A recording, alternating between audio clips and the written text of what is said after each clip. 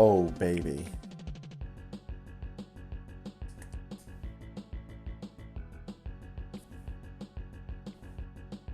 That's what I'm talking about. I didn't even vote for this. I didn't even request it. It wasn't even requested. Rainwave just felt like giving it to us. One of my absolute favorite songs on the entire website.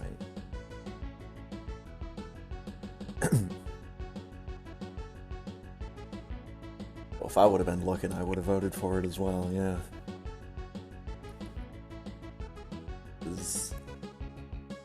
Can't say enough good things about this song. I've said it multiple times, but this song alone was reason enough for me to spend $2 or $3 to pick up a cartridge of Top Gear 2.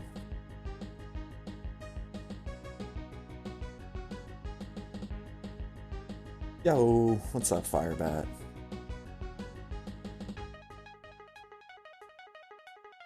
Have some good, fun luck. I predict 6 deaths. Ooh, that's a dangerous game to start playing. We want to start predicting how many people are going to die. Alright, race will actually begin. In 3, 2, 1. Good luck, everybody else.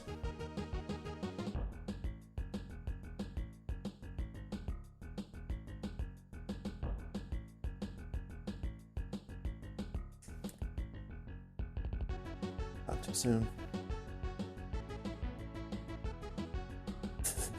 Yeah, I know, right?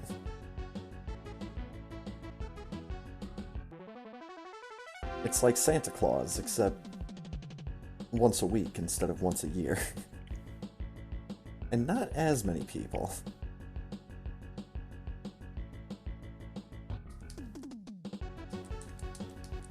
Extra large, Metroid soda, easy on the ice.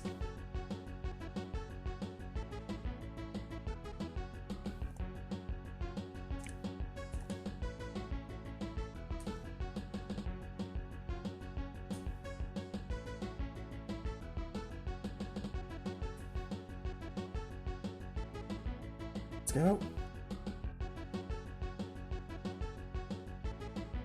Oh, Glossio. Can't predict your own death. It's not the way that works.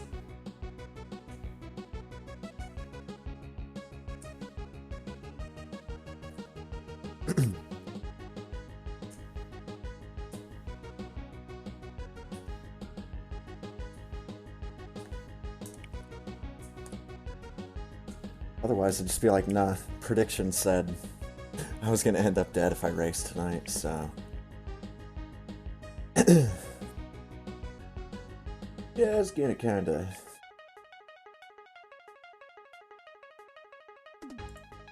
spend my energies elsewhere. Alright. Main wave widget brought up. Widget? Window. The widget's the on-stream thing. What requests am I making? What is this request line? Fuck, clear that. Give me another one. Give me a better request line. Don't get me wrong, it's a bunch of songs that I like, but nothing stood out.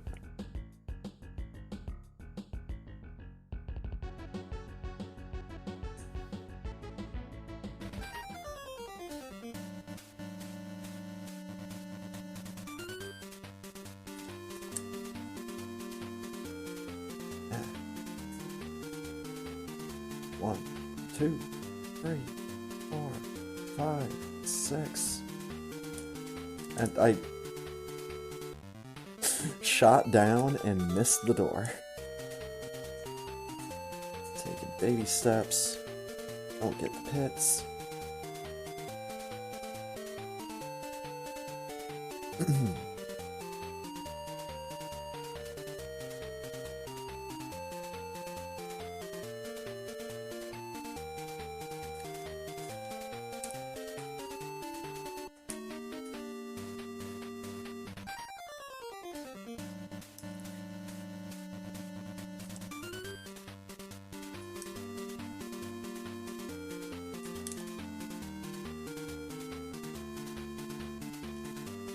Fuck.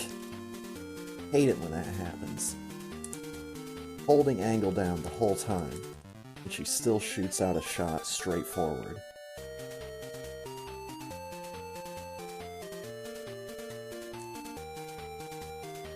Yeah, that's the unfortunate thing about Rainwave. It's like, oh man, I really like this song and this song on my request line. Oh, they were played like an hour ago. So I'm not even going to be able to hear that song anytime tonight.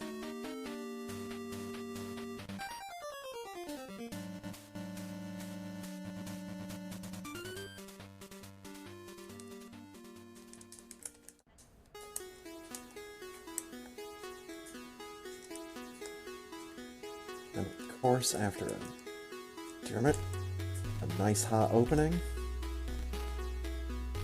have to cool it off a little bit. Calm everybody back down. But not too much, because then they mess up their wall jumps.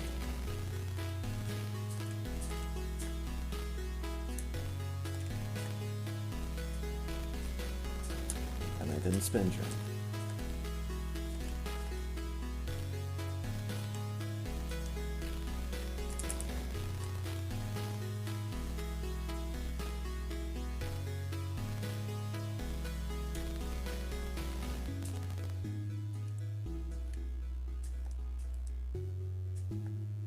Should have picked that up. Right fucking there.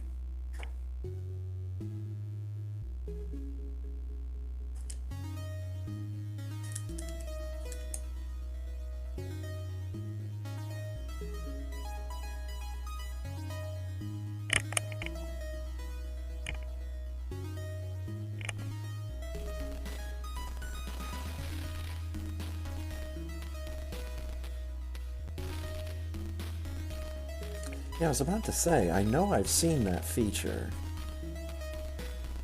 on Rainwave, but it's not something that I've personally looked at in a fair amount of time.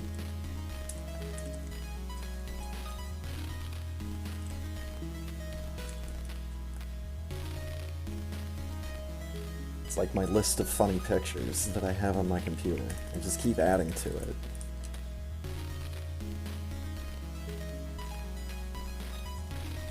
It's only when I'm like looking through it, specifically looking for something. And it's like, oh wow, I have a lot of stuff in here.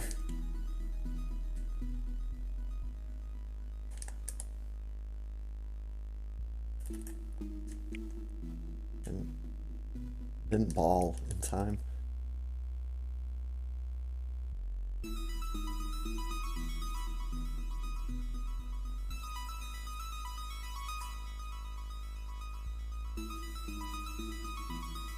Yeah, that too.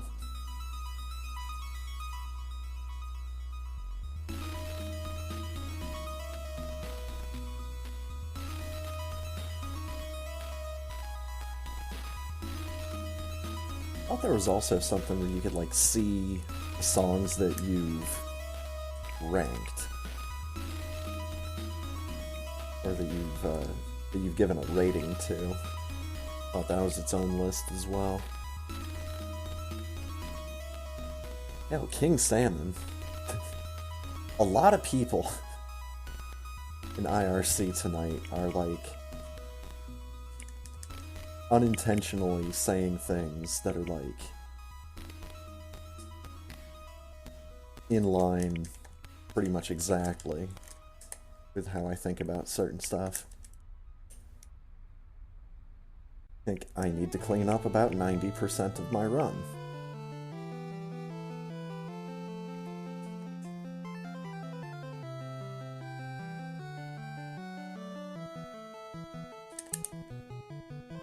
Of course, earlier about not dying, just finishing the game being the most important thing, especially for people that are just getting started.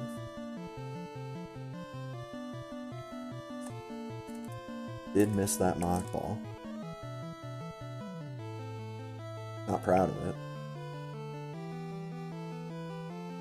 That happened. Not proud of landing on that ledge.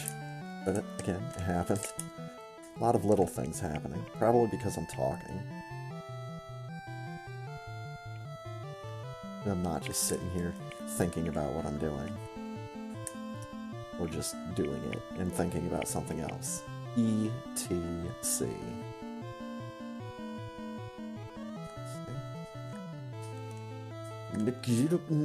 Okay. There we go.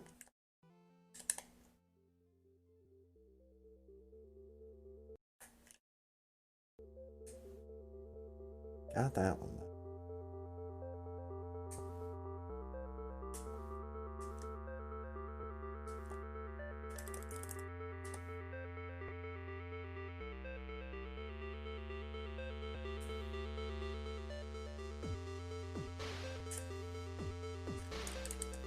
Invincible Cack Attack returns. Cannot be defeated.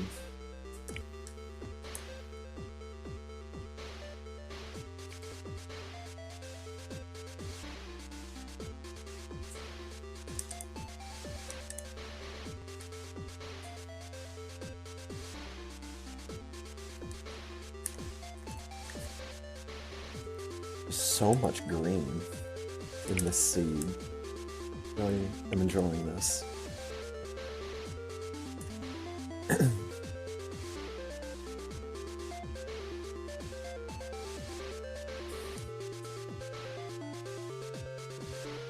It's a green world after all.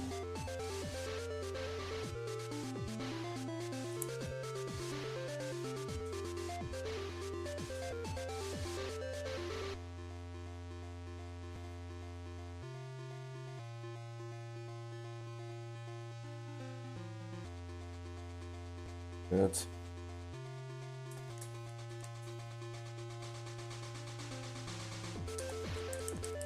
Get me in there.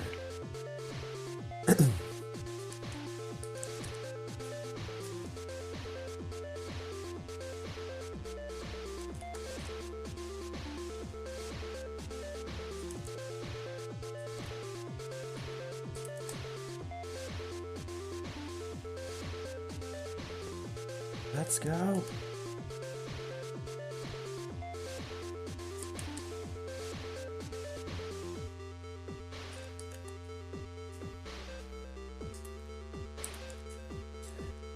Damn it. No, dude. I need... Thank you. No, go away. No, it's fine.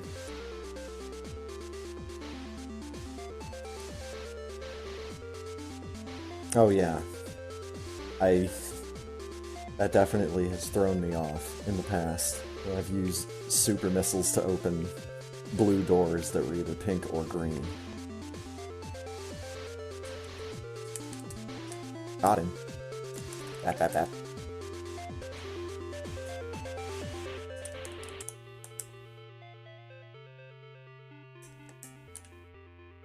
Bury a suit.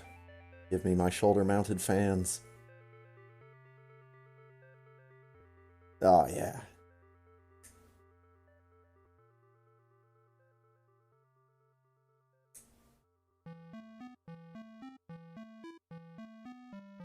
Oh. Give me the thing.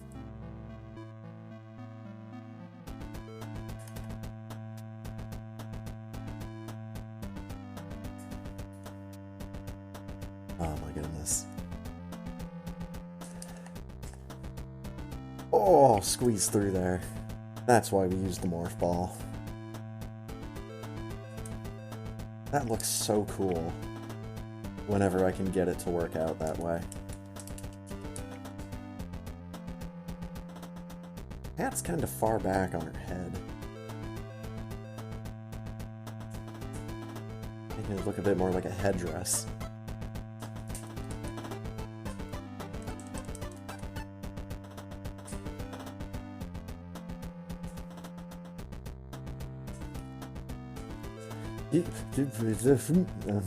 Get. Thank you.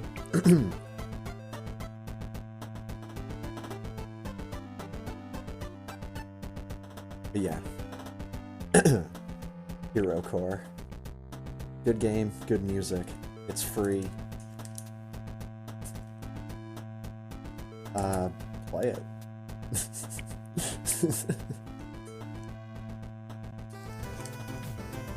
I understand that bare bones graphics are not necessarily everyone's cup of tea.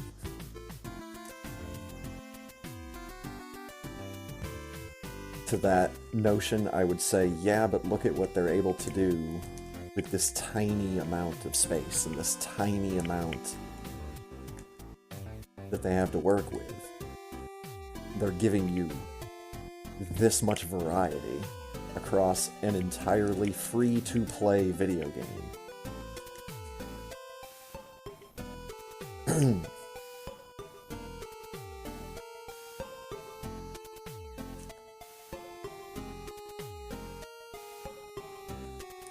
Oh, the game that we just heard music from before this one, called Hero Core.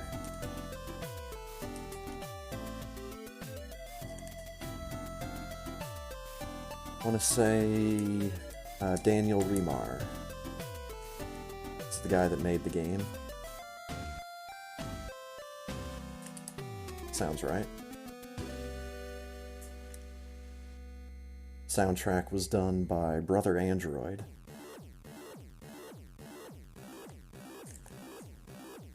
And his Brother Android's music is really cool.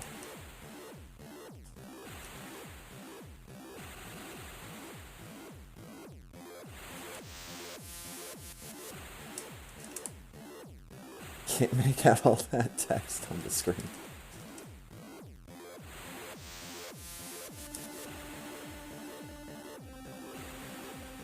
Ah, that's fine. But yeah. In the game Hero Core, you play as a small little person, small little guy, little spaceman, and you have gone to what is, I think, an asteroid that has been repurposed into a space station by evil robots.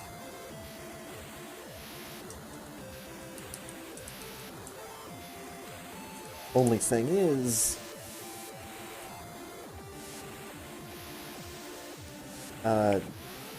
you know, you're a machine and the things that you're fighting are machines, but the war that you were intended to fight in has ended, like, millennia ago or whatever.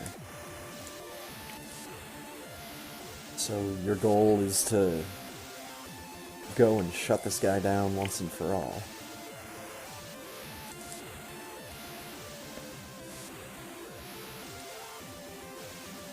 It is a game very much inspired by Super Metroid. There are, I think, 2 different endings. Or there's like I think there might even be more than 2. There might be 3 different endings.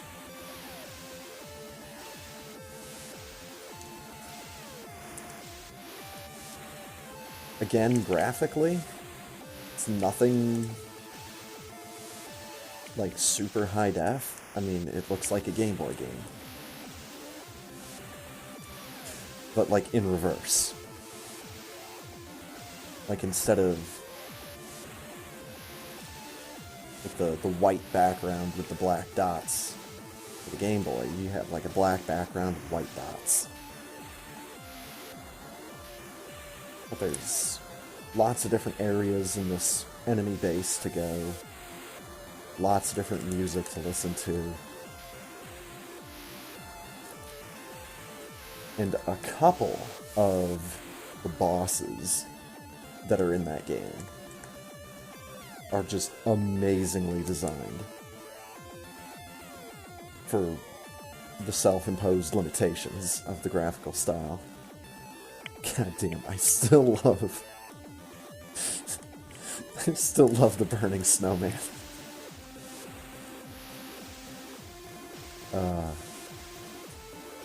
It's one of the best emotes out there.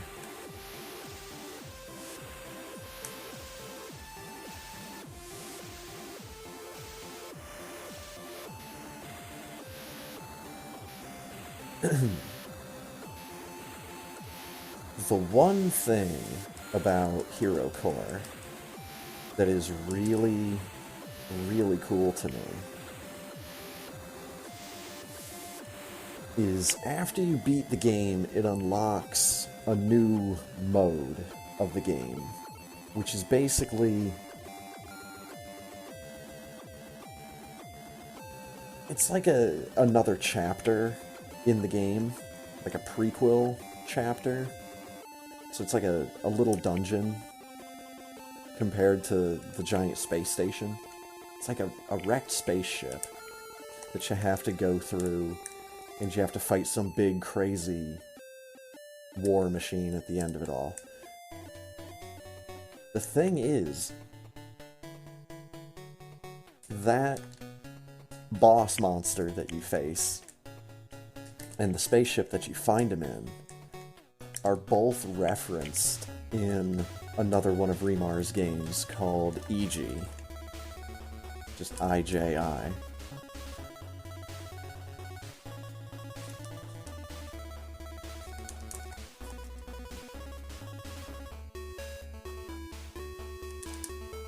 So it is interesting to see lore crossover in these free-to-play indie games that aren't really, like, graphically up to snuff with $60 AAA titles. I mean, EG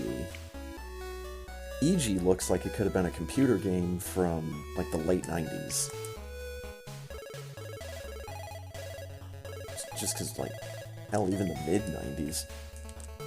Because it doesn't look that graphically demanding. Hero Core is even better. I think both those games are fucking tiny.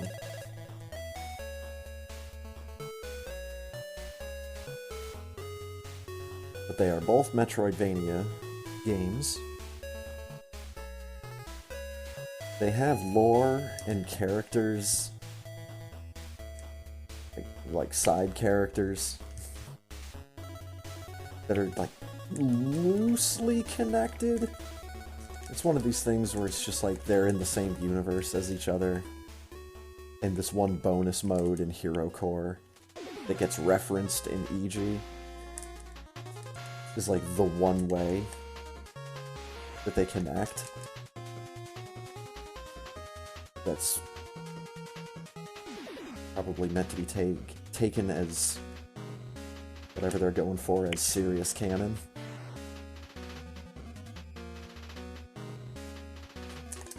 That's up, Samus. Only bring that up because there is a section in EG that's really just a big... fucking goddamn it. It's really just a big self-reference to all of Remar's stuff.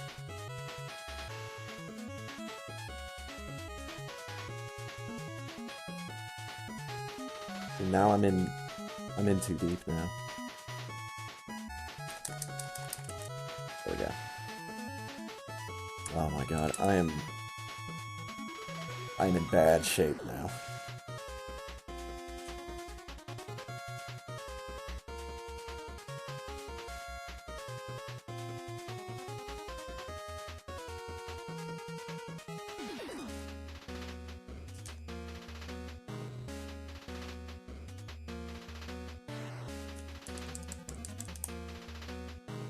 Need health, not ammo. You sons of bitches.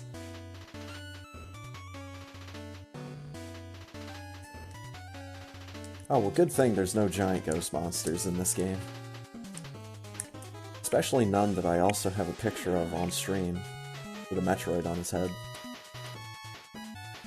Glad that's not a thing.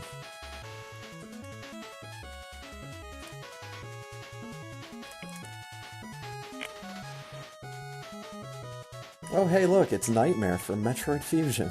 Oh, for fuck's sake.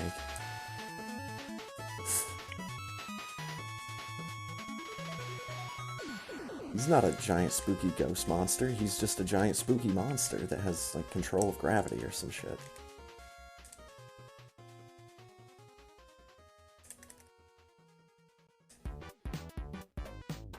Oof. I paid for it, but...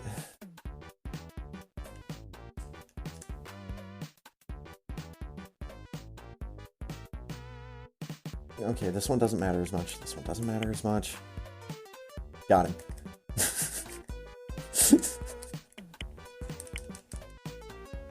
See, who the fuck needs health?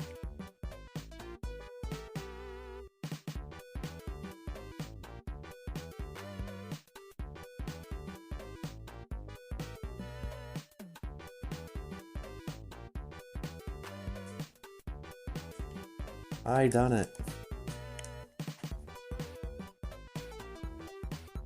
That's actually a pretty good fight. Not gonna act like it wasn't a good fight. Could have been better, but that was a good fight.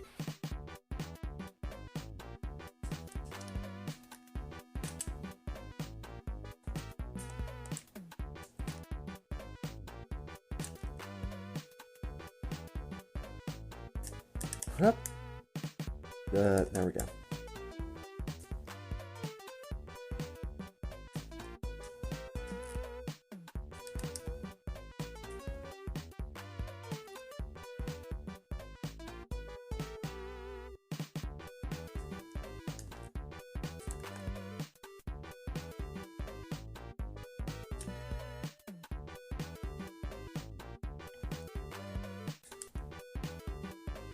Boom.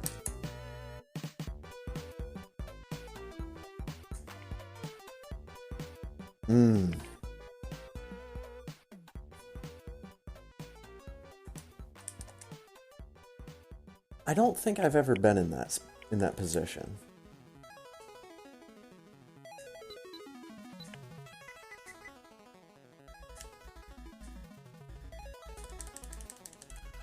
I mean, usually I'll go for it anyways, but that's also why I stopped to kill those two atomics. Just because I would like for them to drop me health.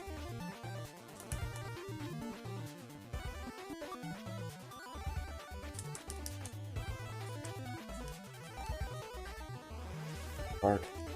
Spark, thank you. Too low. I missed the first two atomics. But I hit that key hunter like I fucking meant it.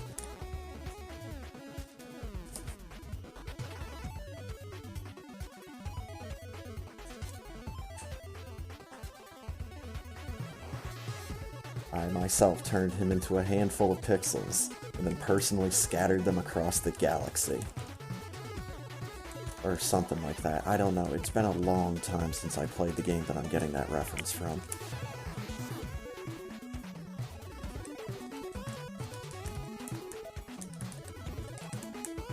Once again, like most of my references, it's one that I don't expect anyone to get. Unless you've played the bizarre adventures of Woodruff and the Schnibble. A point-and-click adventure game that, oh boy, does not make a whole lot of sense.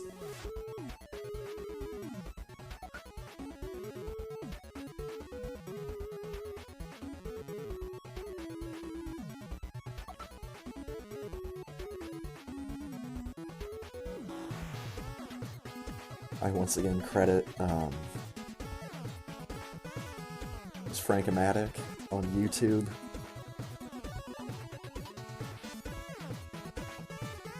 I've called his channel The Obscure Gaming Theater.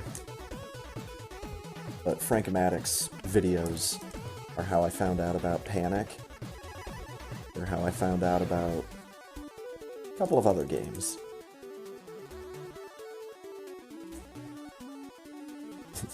Dude, Loom is the important one. It's the only one that well, maybe not the only one that matters, but matters more than most.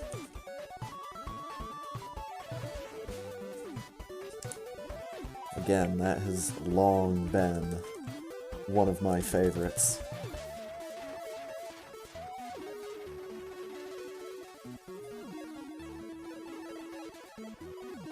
Do really like Sam & Max Hit the Road and Day of the Tentacle, but I haven't liked them for as long as I've liked Loom.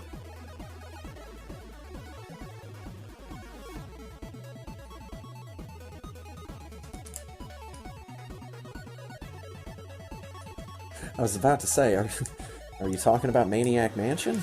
I have a feeling if you were talking about Maniac Mansion, you just mention the name of the game.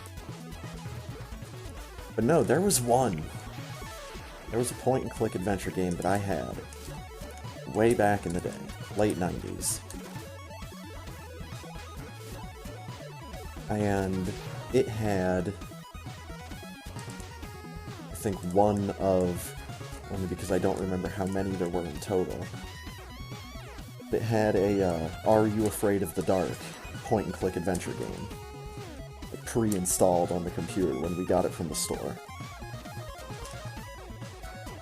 Also had a whole bunch of other games that were just pre-installed from the store. I thought was cool as a kid.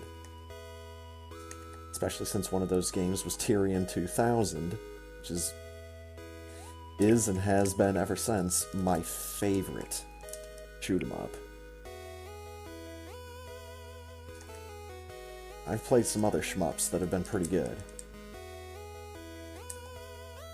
But there's nothing quite like Tyrion 2000. Available for free on GOG.com, last time I checked.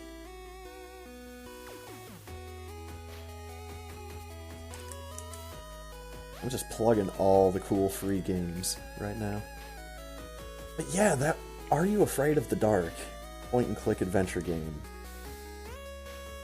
It was the one where you were in a wax museum. You know, the character of the story was in the wax museum after it had closed. And you had to get out.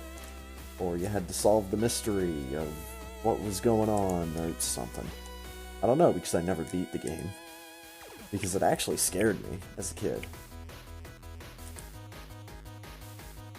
The idea of being hunted down by a minotaur and knowing you only have like a certain amount of time to do whatever it is you need to do before, nope, the game's just gonna end.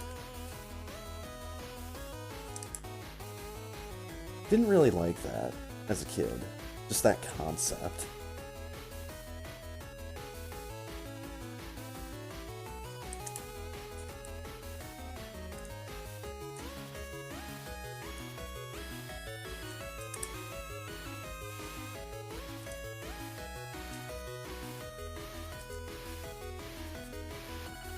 It's a very nice shade of blue on Spaghetti Dragon.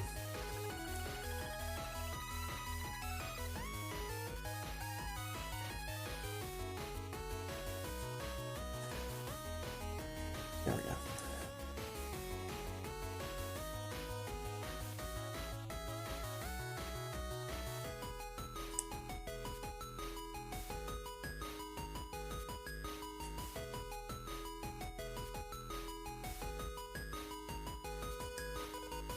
Don't really remember playing a whole lot of, like, intentionally spooky computer games.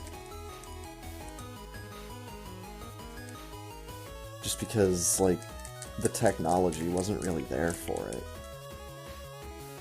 But the technology was very much there for, like, mascot platformers. Yup. Classics like Monster Bash.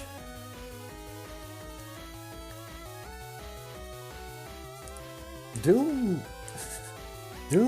was... It was it was kind of scary in a different way.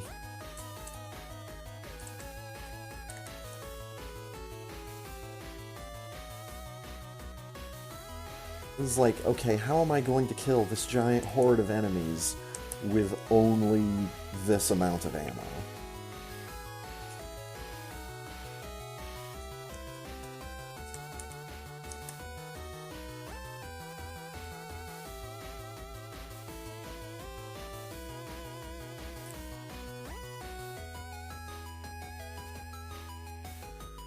I always am reminded, every time I even play Doom for like 5 or 10 minutes, that game is just so much fun.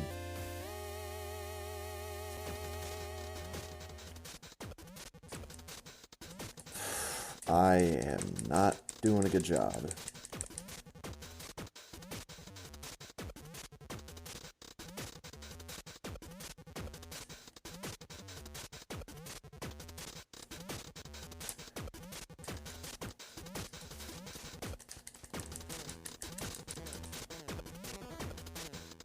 That didn't go too terribly, just got kind of sketchy towards the end.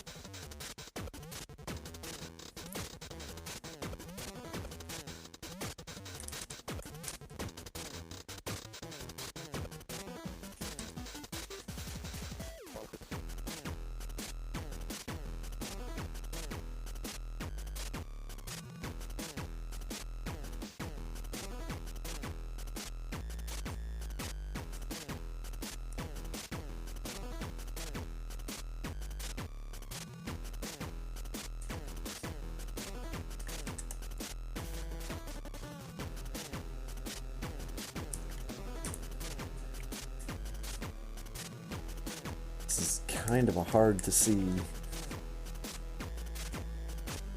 sprite on this background. Screw attack.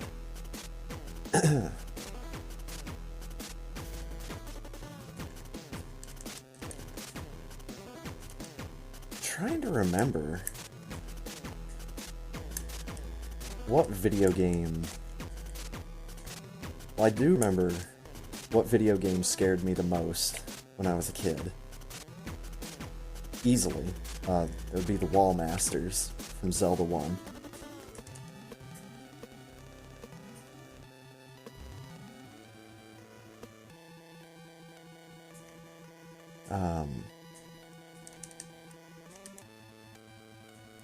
Now, this one's not so much a character in a game, the game in and of itself that scared me when I was a kid, and that would be Metroid 2.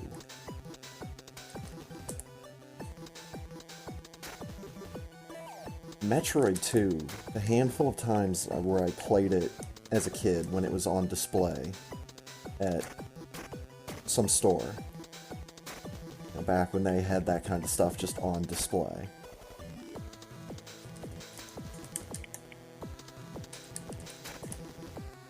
Can't do that shit nowadays, except for like at an EB Games store. GameStop. That's the franchise I wanted to think of. I don't think EB Games has been a thing for a while. There was that one game. It was a horizontally scrolling shoot-'em-up, and it featured an owl as the main character. I actually found out what game this was years ago. And like the company that made that game made a bunch of other games, and they used that owl as like the logo for their company. But I just remember, maybe it was like the death animation was like a bit too bloody, a bit too graphic for how young I was seeing it at the time, but I remember that being something that stuck with me for a while.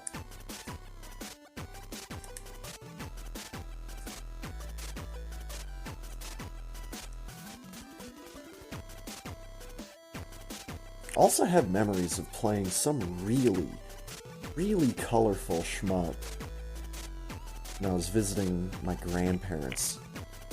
But I can't for the life of me remember what console it was on, because it wasn't an NES. I didn't think it was a Sega system. So I don't know if it was like a TurboGrafx, or maybe like one of the later runs of an Atari console.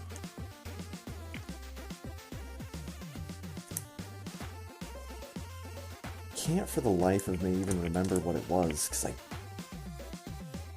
I think it was TurboGrafx, because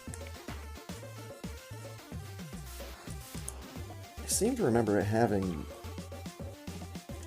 like big colorful sprites.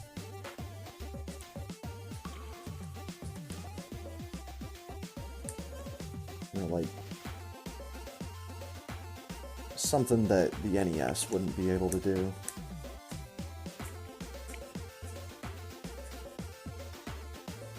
I can't for the life of me remember that one. That one didn't have anything scary in it. That was just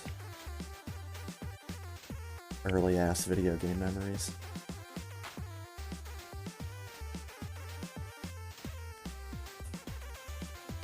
Speaking of ass video game memories, no, I don't actually know anything about the one game I'm thinking of. I know next to nothing about it. But I thought, once again, it was one of those games that was just on display at, like, Target or Toys R Us. But I thought it was right around when the Sega Saturn was coming out. So I also remember playing a demo of, like, Nights into Dreams right around that same period of time.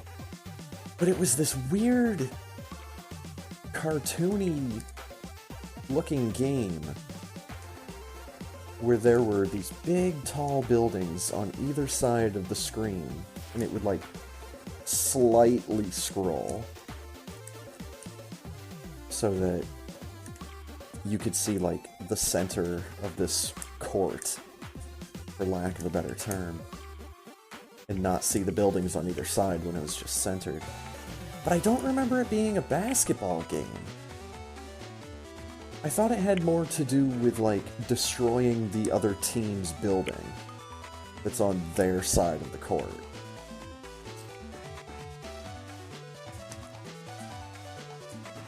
But, like, I don't even know how to start looking for something like this.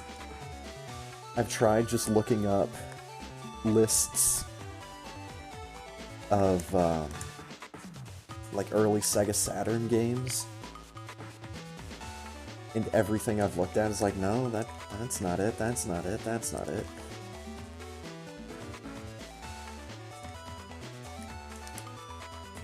It's very strange, though. Oh, Hugo's House of Horrors.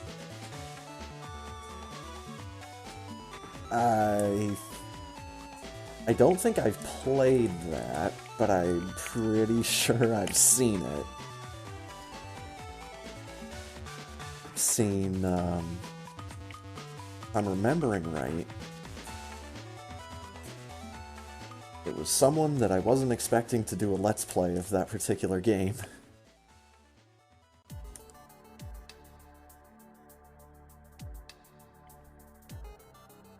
Namely, the side channel of one of the guys that did Marble Hornets. I guess, like, the group of guys that did Marble Hornets.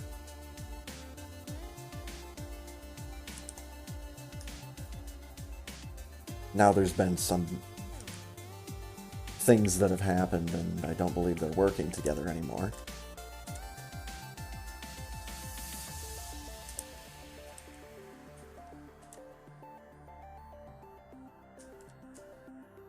But either way.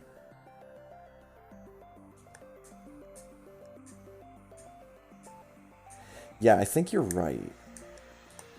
I think Hugo's House of Horrors was one of those games where you had to, like, type in the full command of what you wanted the character to do. And if you didn't have the phrasing just right, yeah, you have to know all the commands.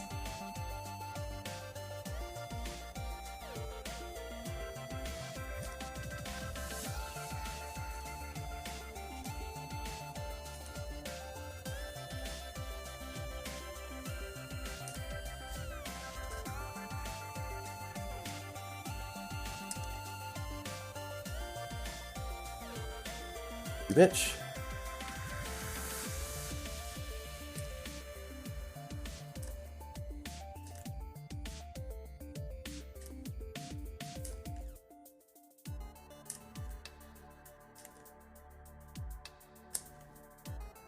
Pick me up. What is his tail doing?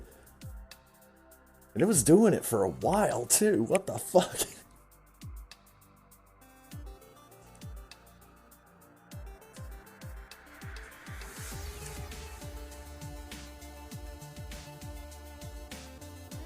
Mm-hmm. This is why I don't think I'll ever get into, like, any kind of programming. Because the computer's gonna have errors about and ask questions about all sorts of shit that I can't even possibly imagine.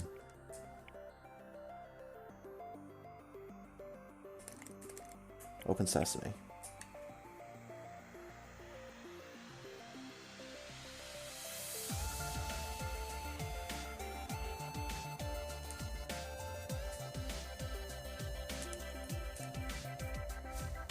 I need to learn that mock ball through here.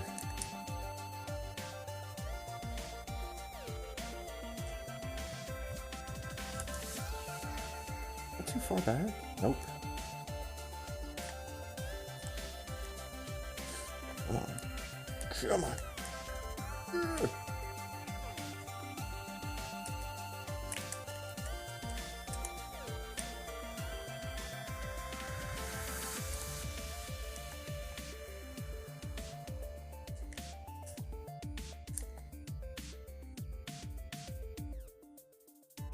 Also had, like, this weird, somewhat video game related dream when I was a kid, and I could never, ever figure out what was going on with it. But I'm, like, sitting at a computer, and it's not even playing a video game, I'm, like, using, like, a paint program. Now, this is before MS Paint caught on. This is just back when people just wouldn't bother drawing pictures instead of using MS Paint. But there was this one art program called KidPix. KIDPIX. Played a whole bunch of that back in school, in computer class, for a bunch of different stuff. But in this dream, I'm playing some kind of, you know, paint program that is kind of like that. And, you know, I'm like stamping things around. And then, like, all of a sudden, I'd click in a menu, and it would show me, like, a countdown timer.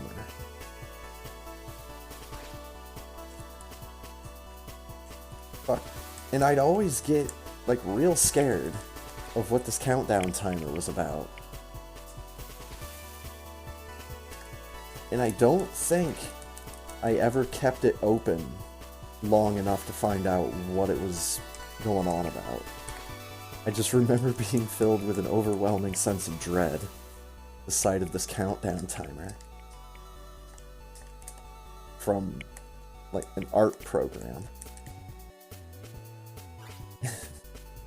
So then it's like, you know, close the program, turn off the computer, and just run away, and then I wake up.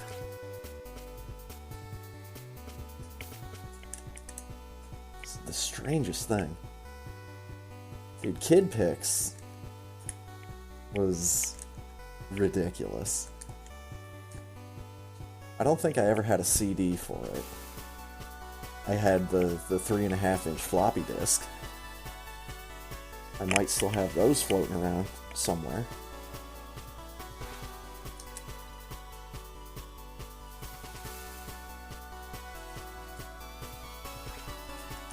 And I never got to utilize that. It wasn't until I started streaming that I really was utilizing a microphone with a computer.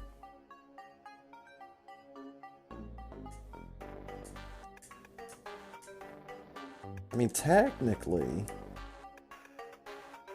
with the old Compaq PC that I still have in my other room, that did come with a very low quality microphone.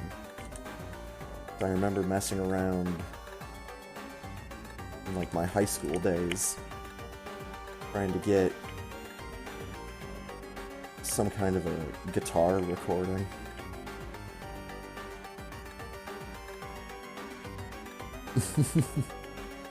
Oh, there's the dyslexia. I've flopped it from text to speech to text.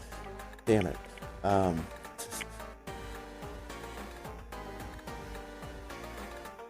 What was the thing I had that had text to speech?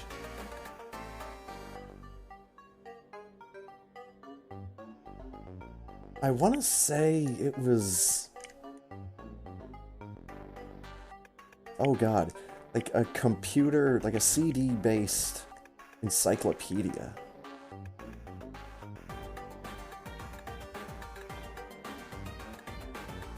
What was that even called? Encarta? That sounds vaguely right. Like, if I could get my hands on one of those CDs, that's just a bunch of dumb fun, because it's just stuff that looks like it's from the early 2000s. Back when adults were trying to figure out how to use stuff like PowerPoint.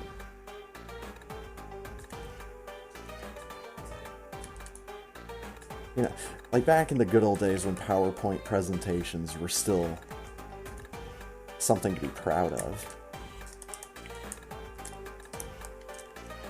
Now it's like, okay, big deal, everybody does a PowerPoint presentation.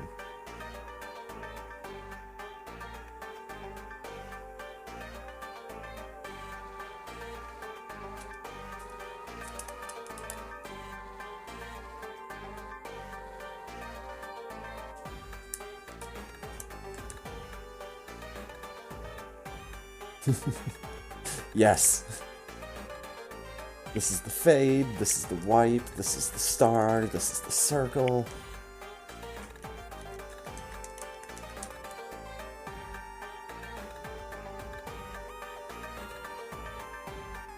We want you to know that I know how to use this program. It's an interesting color for Baby Metroid.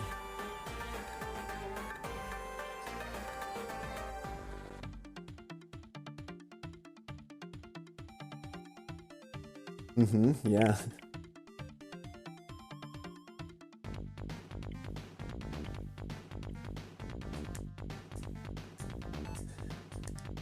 See, this is what it was like making my anime music videos in Windows Movie Maker back in the day.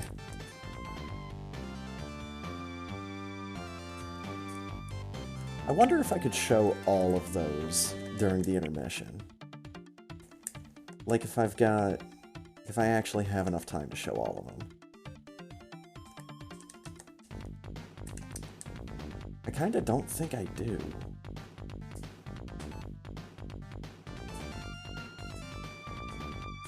I I made a couple of AMVs back in the day, but I never published them.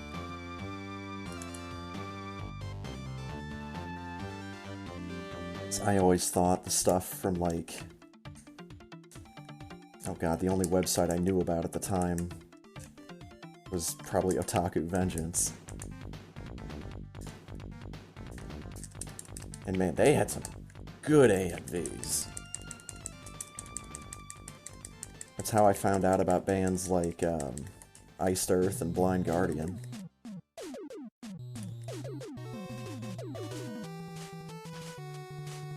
Iced Earth and Blind Guardian, definitely worth your time if you're a fan of metal.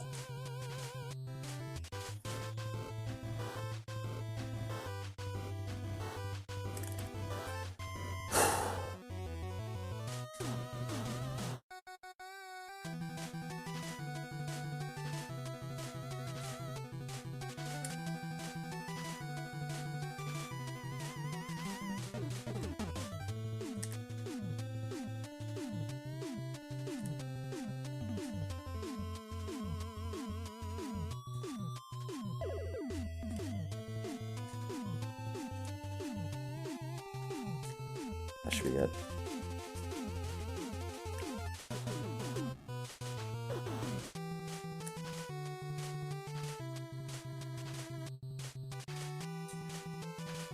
We did it!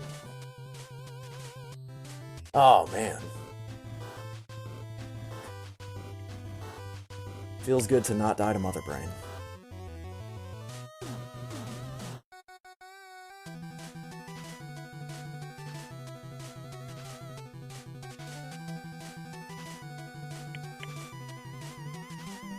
Kill the frames!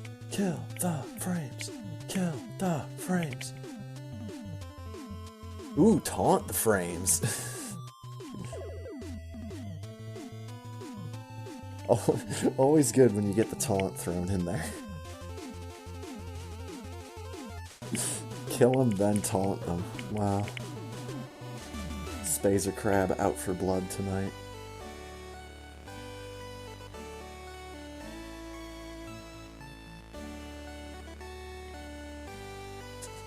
It's like getting them stuffed and mounted. And then putting silly hats on them. And fake mustaches.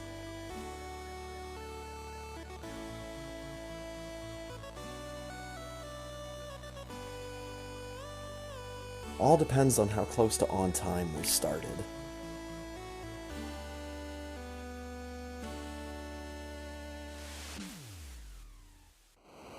Okay. It's gonna be a high 58 or low 59.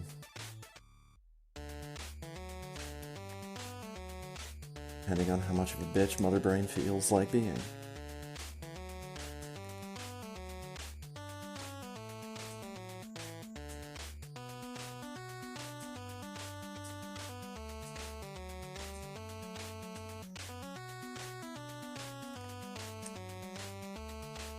Yep. No. No. There we go.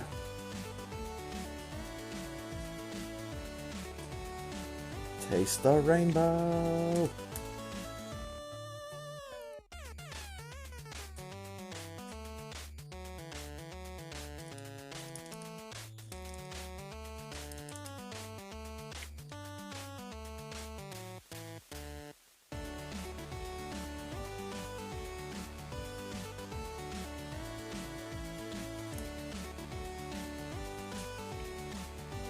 Splat.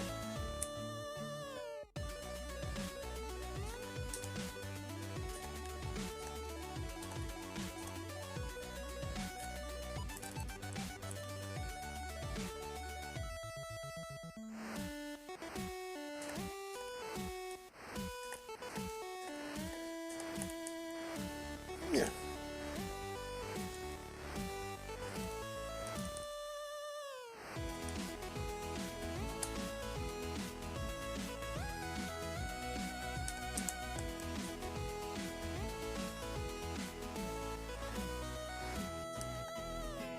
Come on, Samus.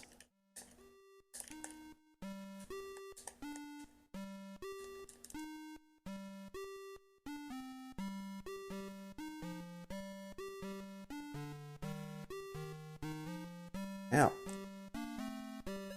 Get in the boot. 58-53. GG.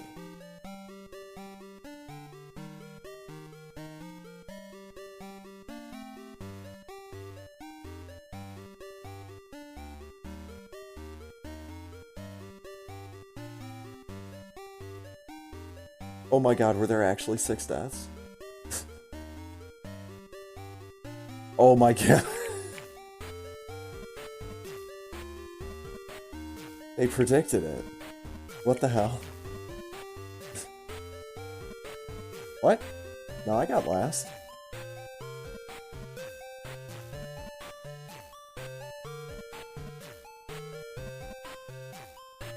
I beat the people that died.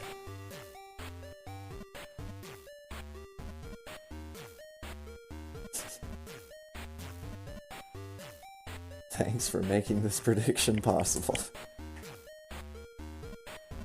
Your payment is in the mail.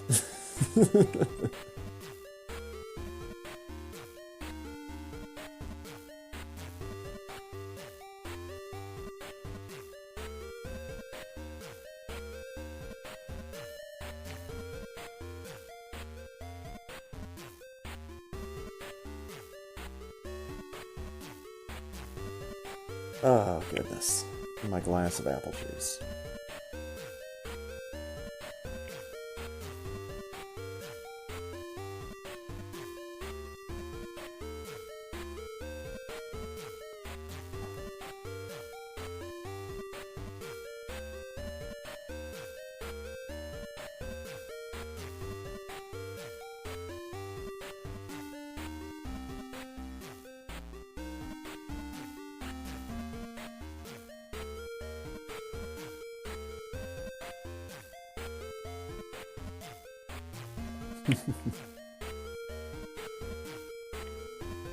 No, you just, all the lottery numbers that you pick are just 6.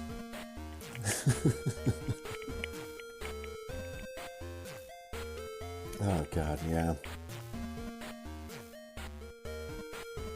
Seffi went down, then this is probably going to be my most profitable race.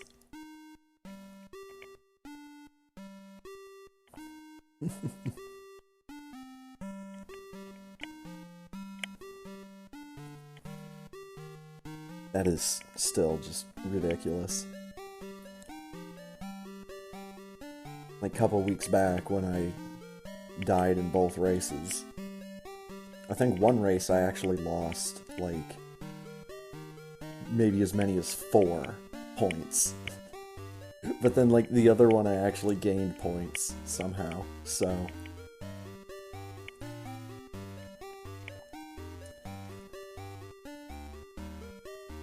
SRL points. They're just one of the secrets of life. Deer Force. Deer Force might just be the secret of life.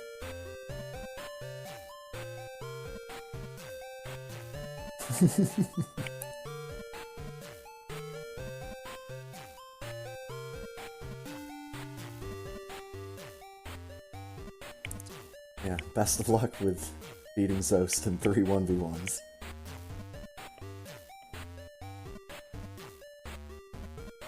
I mean, shit, that's what I say to Super Metroid before he starts playing it. It's like, good luck! It's like, Super Metroid, you're gonna have to bring something extra if you want to beat this kid.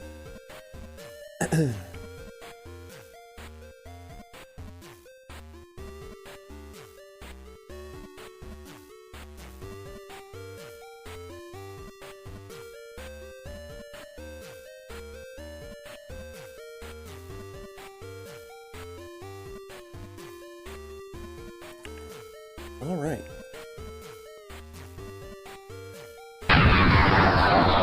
Let's explode that chat.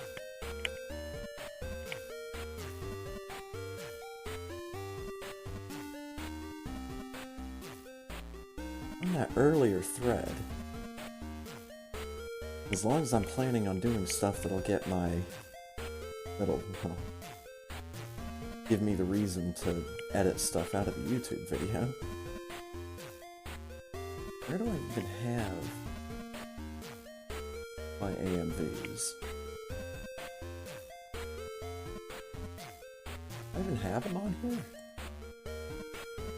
I know I've got them saved onto YouTube. I thought I still had them on one of my drives.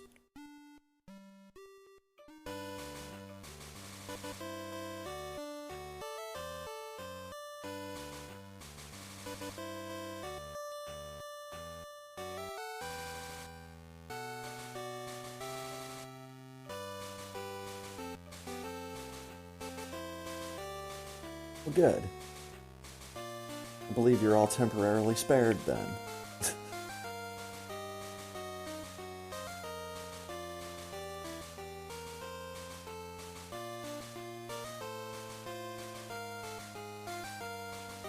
I would, however, like to do something with this, but I don't think I can.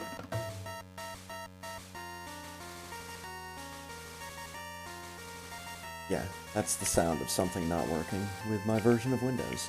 Hooray!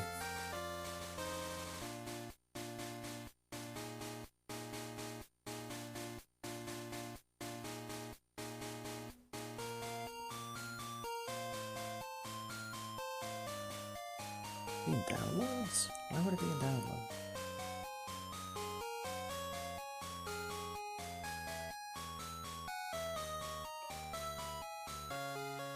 Oh, whatever. Not gonna bother searching super heavily for this stuff. I think I will, however. Get slightly readjusted. Bring up a Poppy Bros.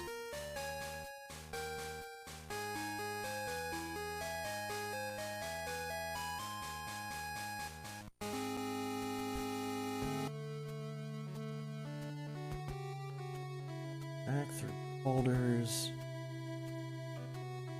This. And up. Okay, sound settings. Okay.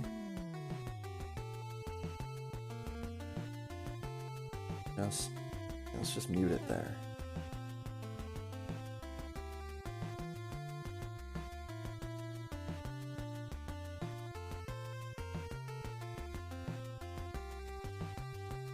This brought back up. Let's get this brought back up. I need to change my chat. Dang it, I knew there was something I was forgetting. This chat. There we go. Then Pokemon. There we go.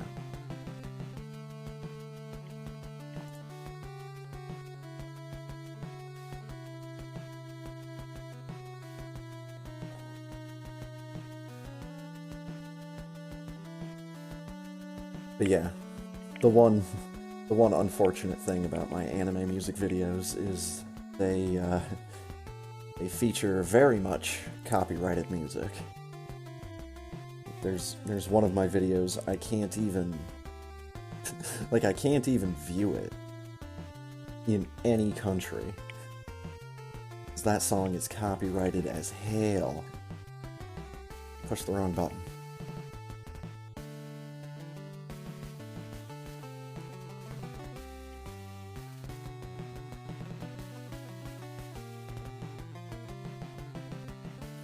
Autumn.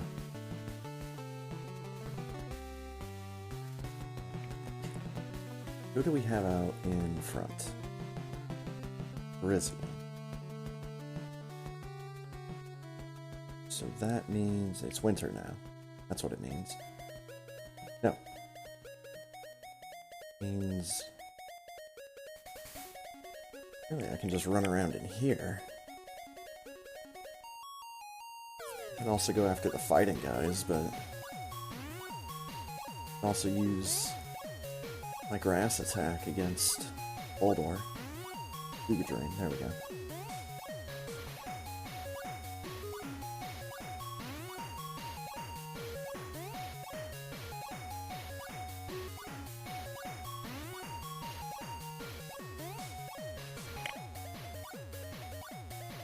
Right. So just,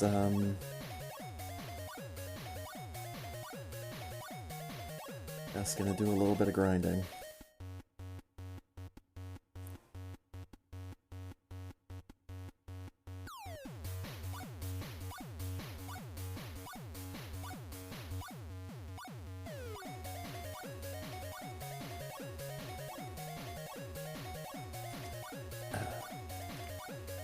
Slowly take down the rest of my apple juice. Delicious.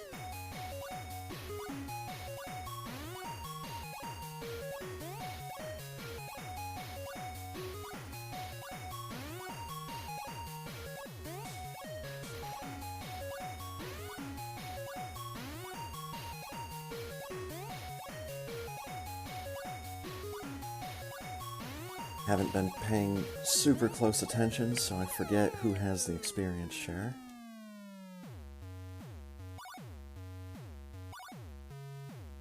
Gothitao. What level is Gothitao? 55.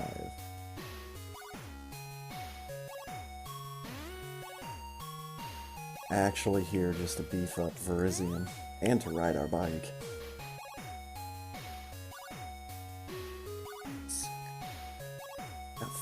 Half my team that I still need to get up to level 60. Well, that I want to get up to level 60.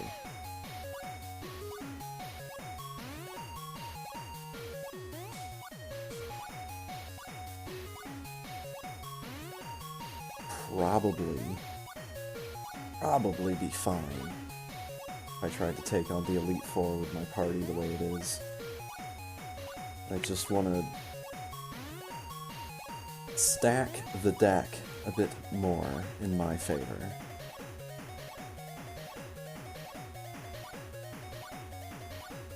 I used to think that level 50 was good. And it's like, oh no. Oh no.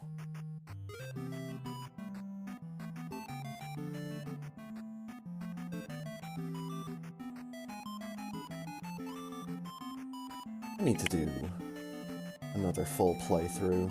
Sam and Max Save the World.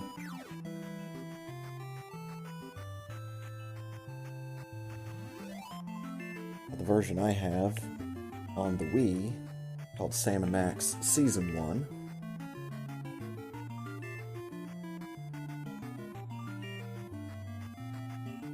I think, what, yeah, 6 chapters. It's a fun time. I just need to get a day. I can just play through the whole thing instead of just doing a chapter at a time.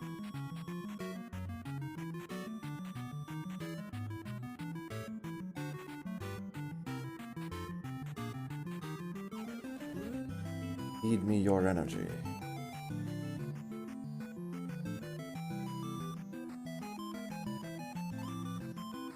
Pointed pointy pointers at my team.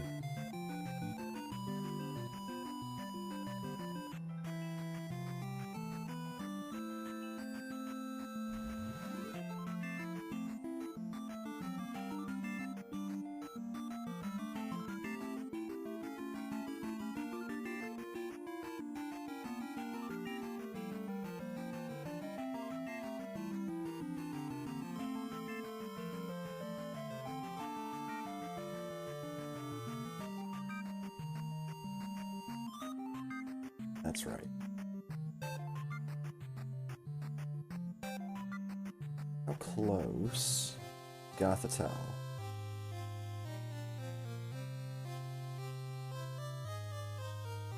Like 4 or 5 more fights.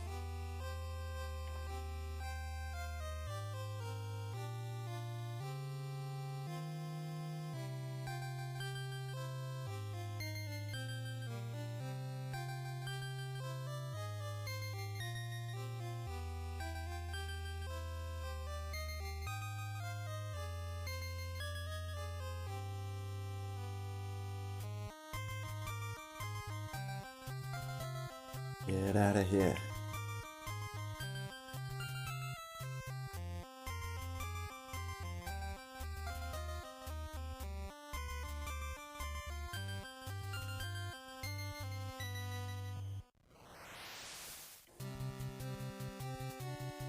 Ah.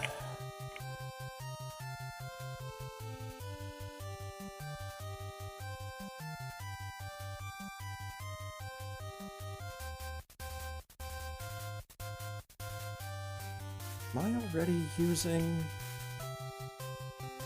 the experience booster?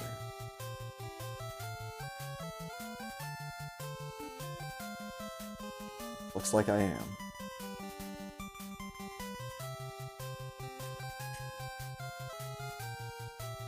Pokemon. Pokemon be damned. I mean, it's a fun time.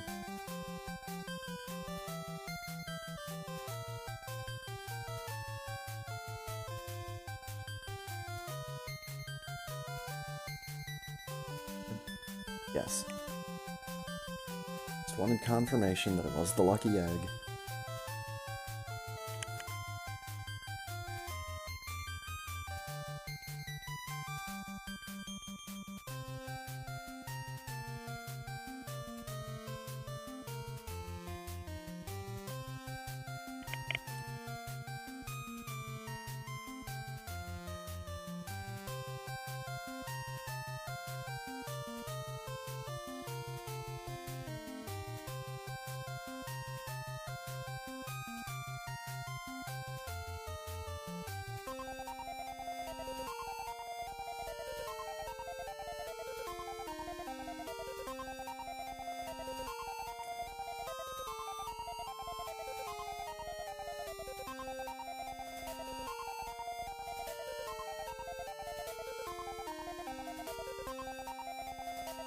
Yeah, we didn't have caves for me to ride my bike in. But you know, we did have those like big concrete storm drains.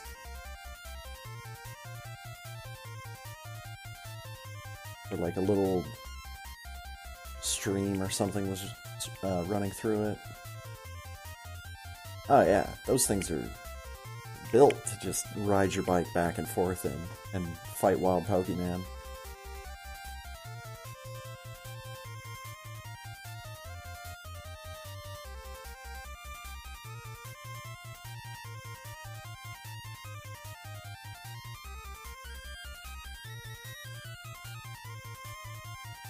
Squids! Feed me your energy, rock monster.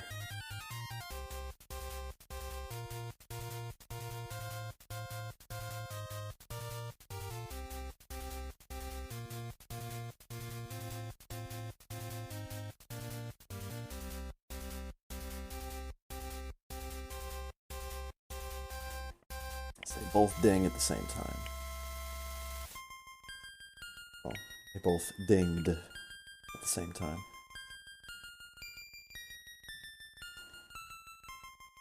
Bisharp's still at... He's still at the beginning.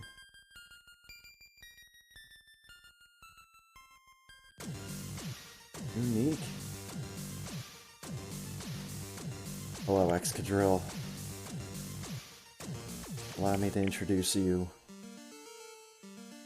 to Sacred Sword.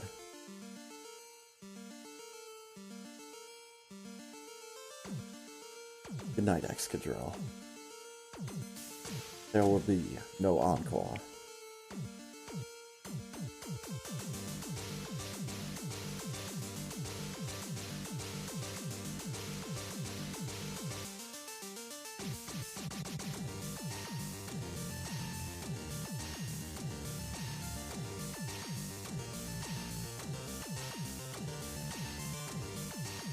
Feed me your energy.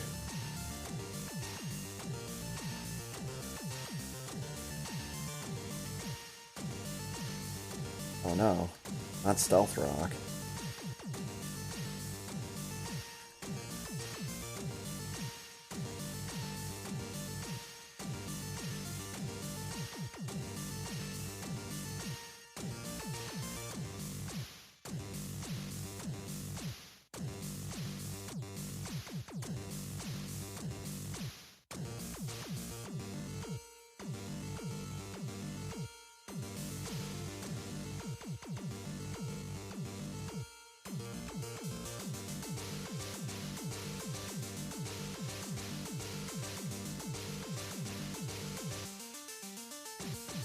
I hit him with the X Scissor first.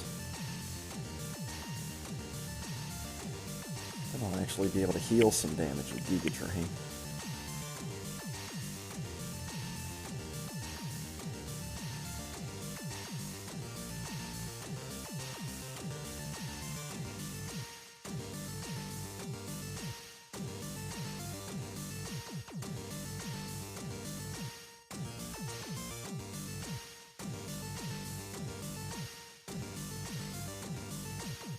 Go, Virizion!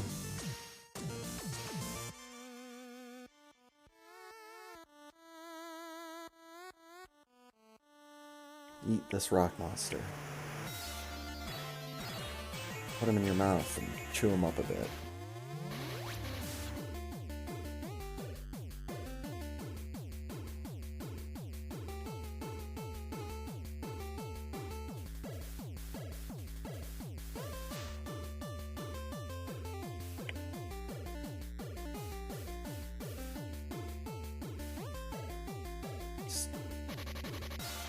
Need more bodies to add to the fire here.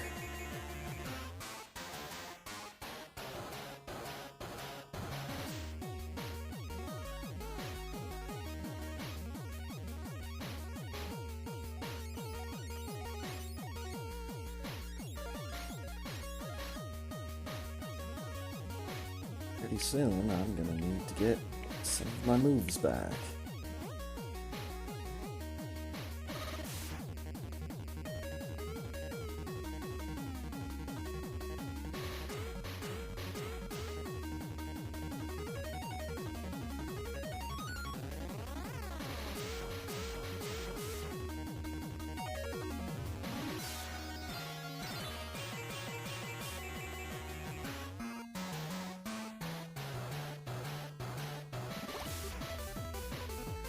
There we go.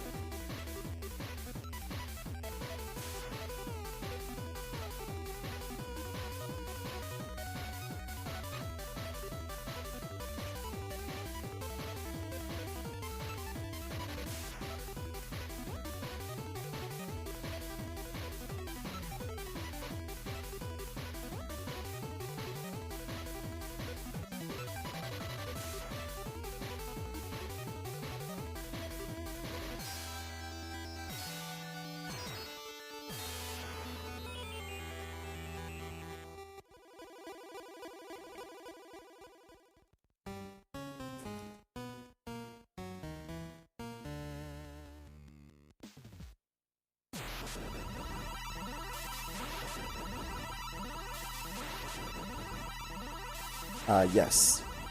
This is Pokemon Black 2, to be specific.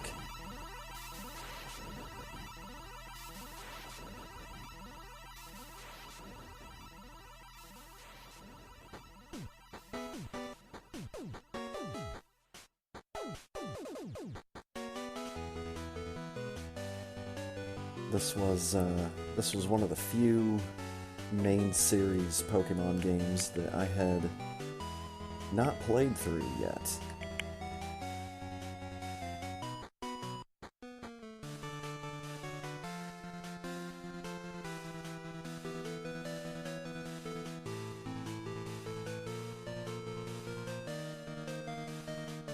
I'd really like to be able to stream Pokemon XY. But I don't know how 3DS emulation goes.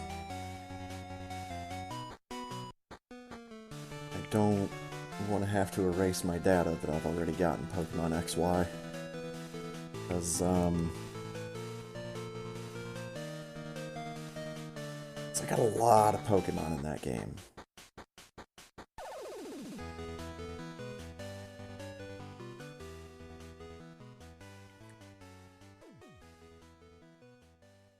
I'm trying to remember what the name of that, like the mystery Pokemon trading service, Wonder Trade. There we go.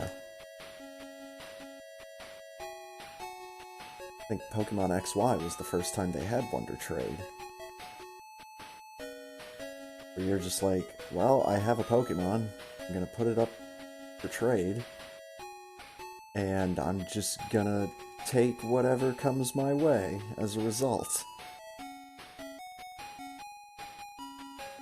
I've gotten some really cool stuff out of Wonder Trade, and I've gotten a whole lot of garbage.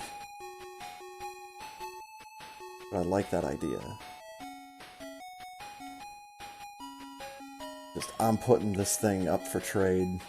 It's going somewhere. No idea where.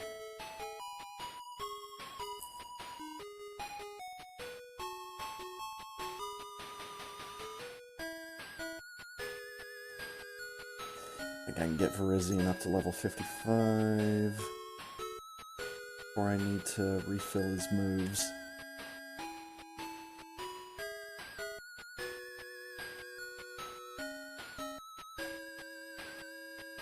I think.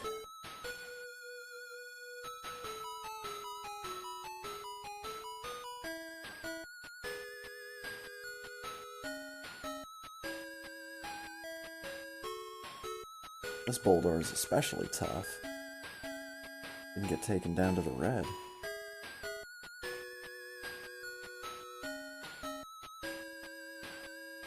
Okay.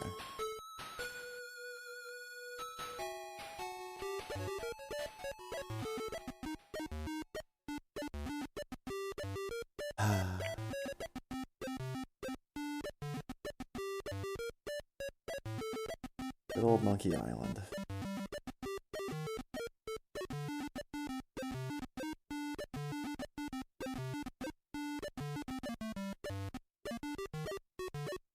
The original Secret of Monkey Island is a lot of fun. Pretty sure I did play through the remaster. I enjoyed.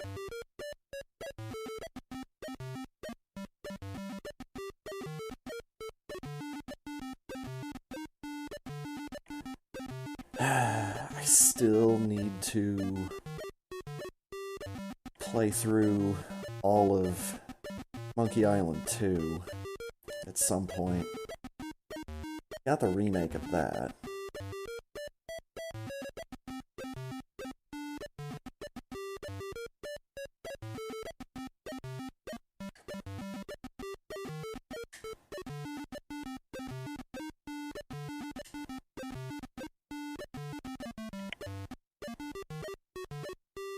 Just such a fun game.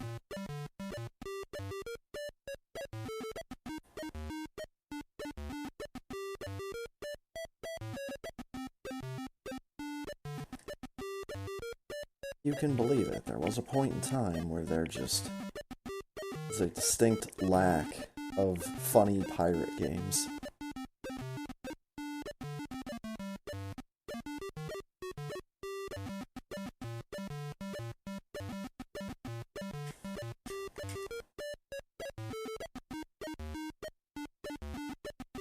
Save my game!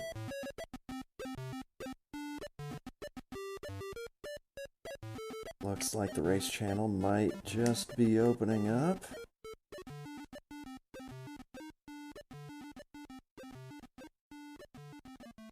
Yep, there it is. Right as we save the game.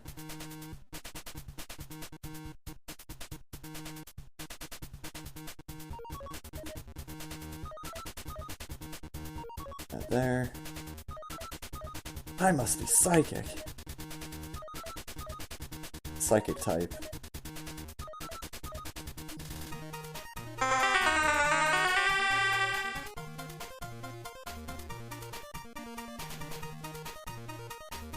Wait. Dang. I need an exclamation mark there, not a slash. Water bug? What the fuck? Dragon fighting. Bug electric. Ice poison. Psychic, psychic! There we go. We did it.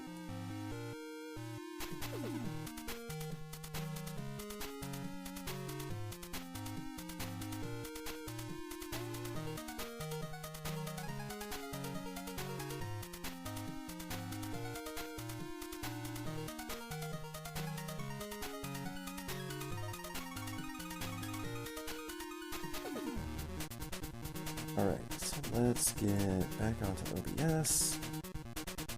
Bring up Poppy.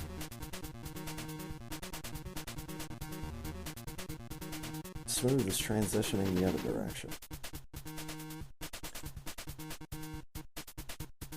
Go ahead and get, oh, fuck's sake, 1. Chat config I need. Flat. There we go. Close out of DecimU.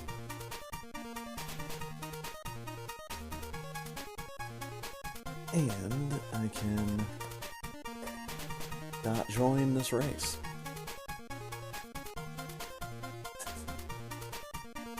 Dude, I don't know why this is something I noticed, but when I put my controller on the ground, my cord bundles up into a distinct, like, ampersand pattern. Maybe it's just me seeing stuff in stuff again. Right. Quit out of that.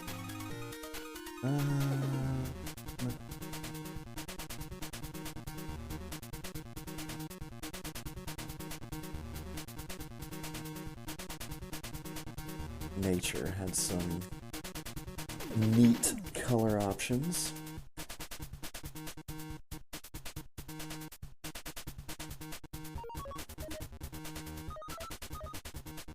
I'm gonna have to watch that cutscene.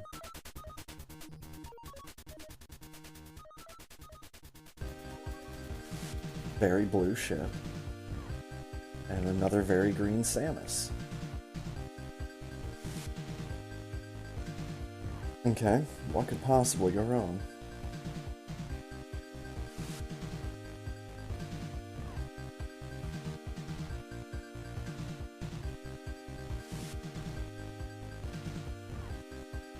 You just accede with another very green Samus.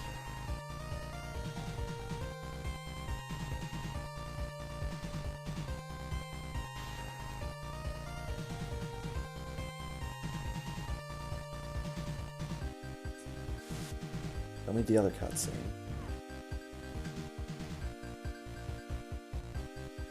Get a red ice beam this time around, that's nice.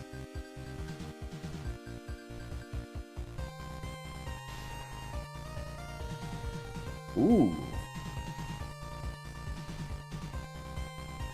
What's going on with this gravity suit?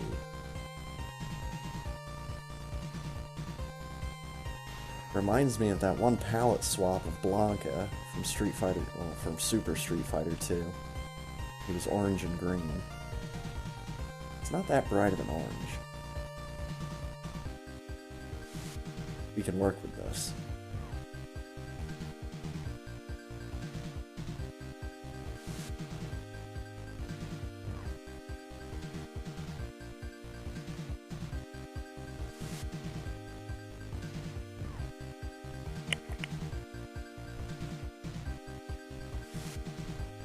Real question is,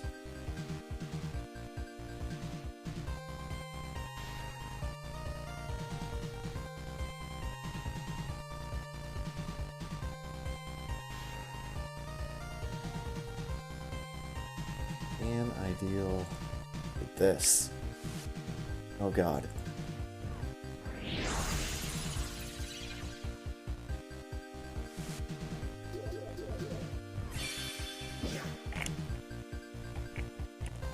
Well, they're giving me free money.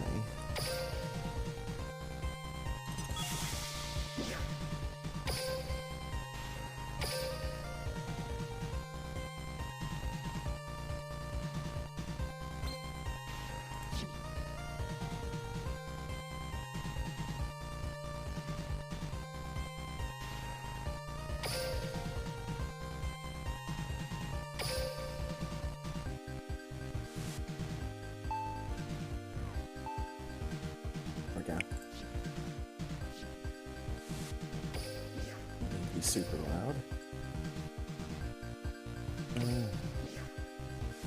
missions that are real easy.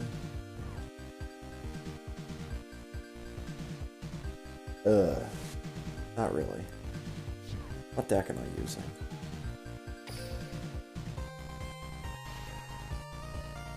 Ew. It's just a super generic deck. No.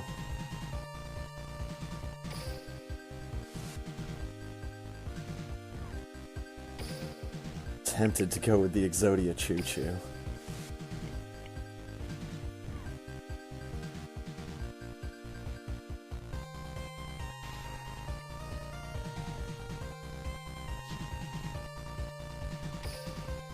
But I remember it not being as good as this one. Set that deck. Let's back out. Level 10, you're not going to be an issue.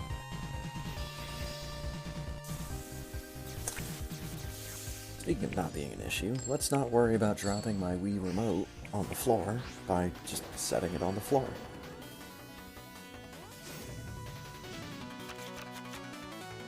Oh boy. Set a whole bunch of trap cards. End my turn. Just the Jar of Greed. Draw a card. It's Widespread Ruin. Blow up their monster.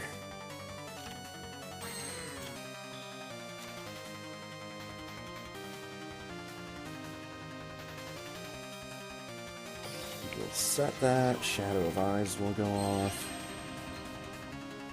Still protected by Wall of Disruption.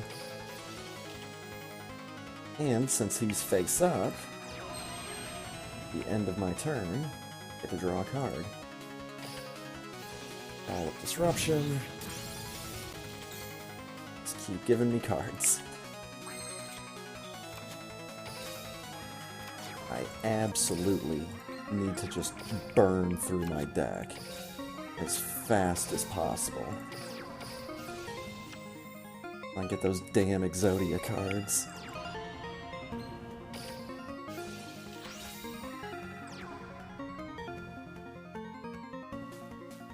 Ah, he's fine.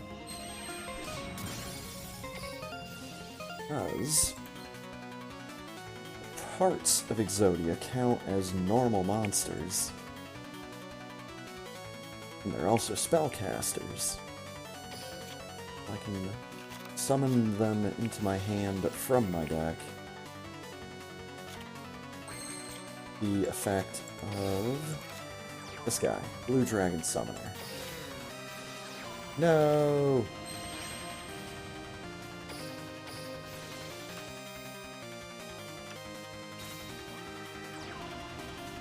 Jar of Greed. Alright. That's the head.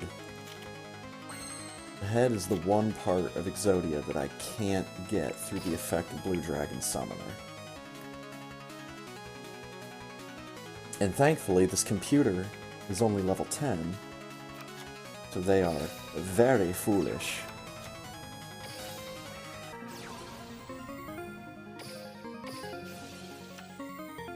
And I don't even need to wait. Get my worm monster. Will allow me to draw another card at the end of my turn, and draw the final piece of Exodia, and I win.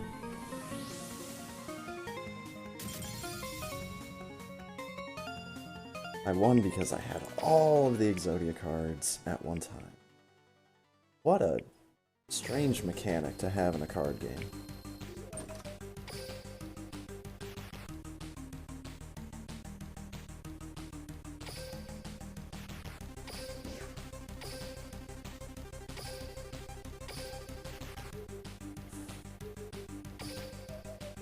What you are card do I want?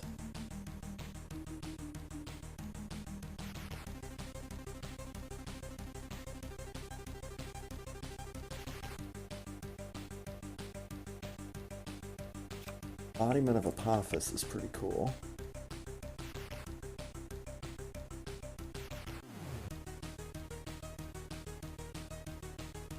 nothing really that I want.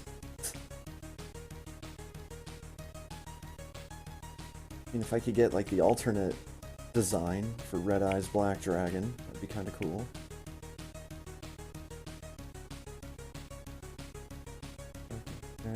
Get a third relinquished.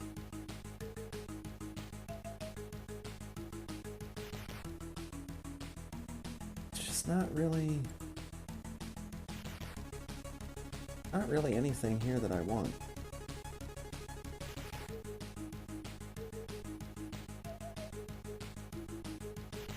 I can only use 3 copies of the same card at once.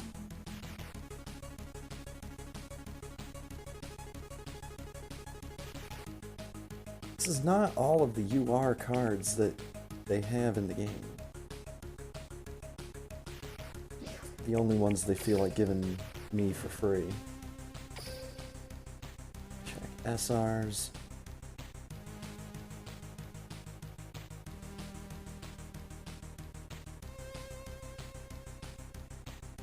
I think the Red Eyes spells here, just not the Red Eyes monsters.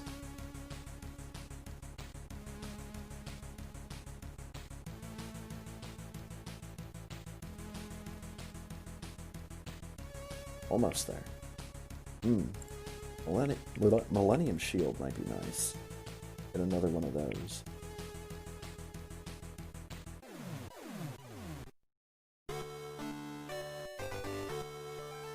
Yeah, there's Red Eyes Insight and Red Eyes Spirit, but none of the Red Eyes monsters. Now a number of those are SR cards.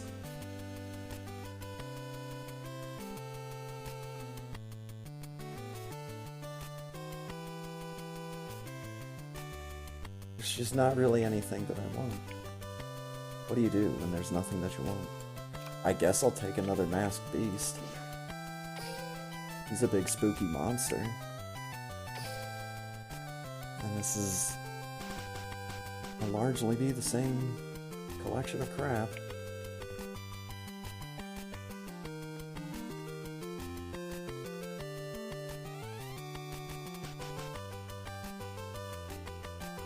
There might be some differences between these two lists that I've just been looking at, but... oh, what's...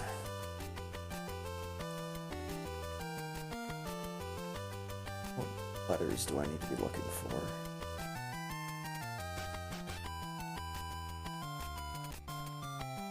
L?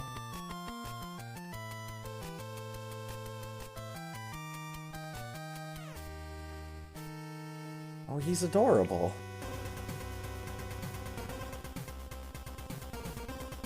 Okay, so that's no on that one. The card I would potentially be looking for begins with an E. That's a terrifying looking monster.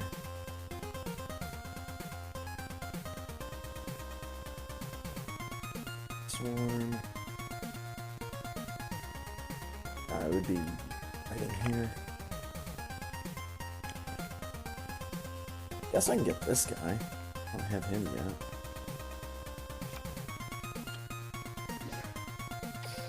Any of those where it's just like, yeah, just 5 random monsters.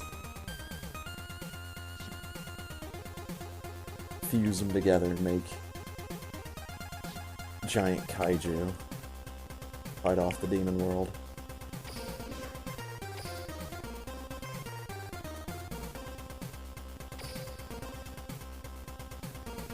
Level 20.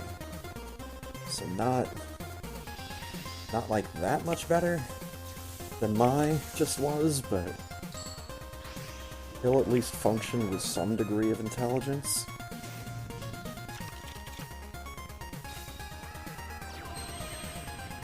And he has stronger guys. That's right.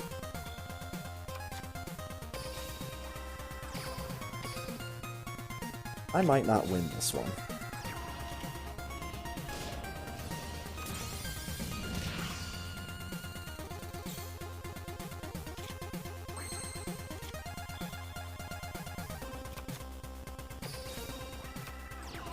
Unless I start, like, actually attacking.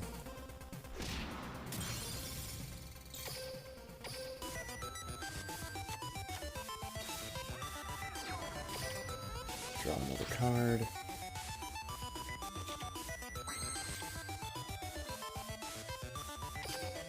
Okay, so I can have both of them set.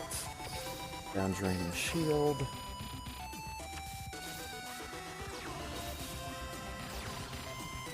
Oh, and try desperately to work my magic.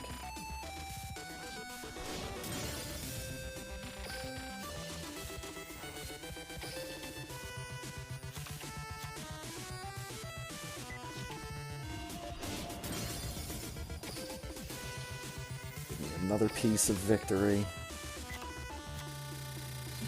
And use Draining Shield on him. Some big boy health. We have another Draining Shield. Set another Wormlinks.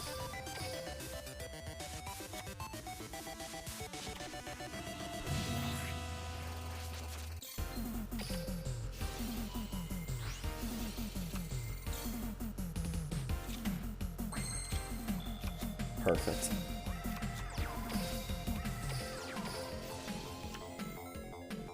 Keep drawing me cards.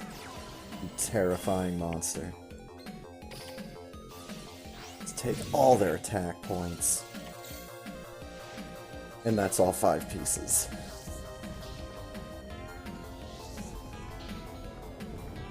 The addition of that Wormlinks card to this deck has been unbelievably good.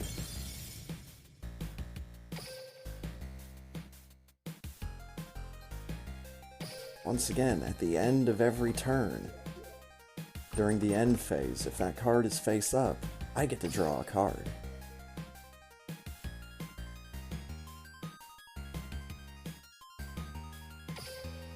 Let's take on a rando. Ultra Stadium! No idea what this deck build is.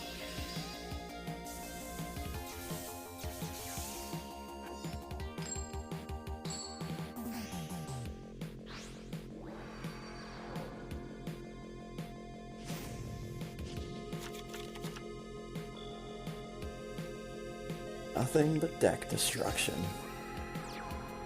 Well, not necessarily deck destruction. That would imply that the cards are going into the graveyard. Oh, you tricky bitch. Oh, it's the football players. That's what UA stands for, is Ultra Arena. Okay. Whatever. The great thing about having a deck build like this, with my, the Exodia deck, is it does not matter what deck you're up against. You're playing more of a meta game. Just trying to burn through as much stuff as possible, and I didn't think he'd be able to hit me. That's not good.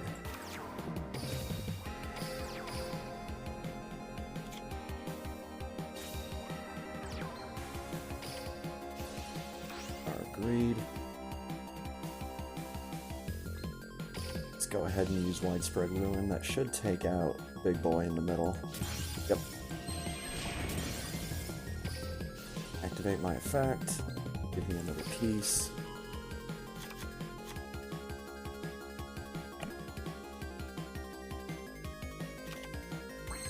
There's another piece. Set him. Widespread Ruin.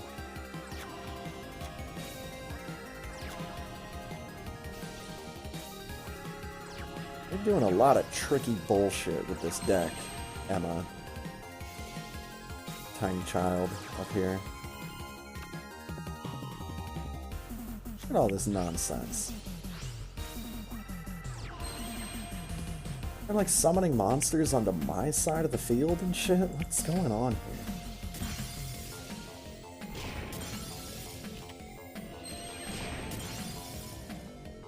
Ooh, that negated his effect.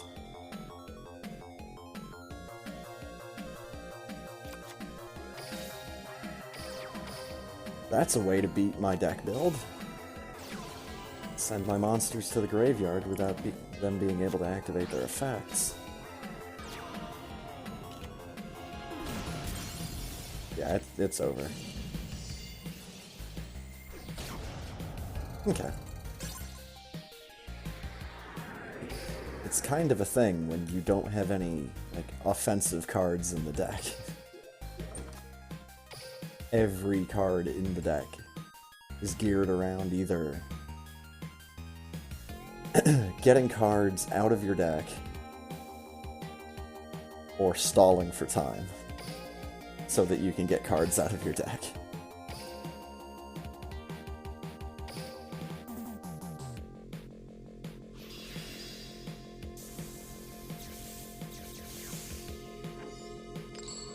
These random NPC battles definitely get harder as you get higher leveled.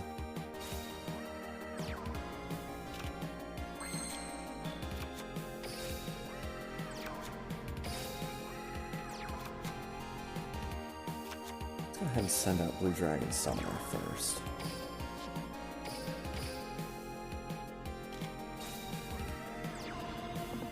Jar of Greed. Nice.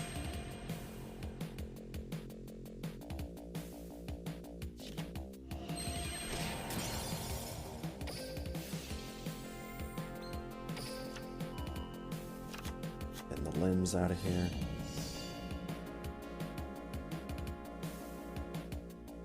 It's fine. I'll eat some damage.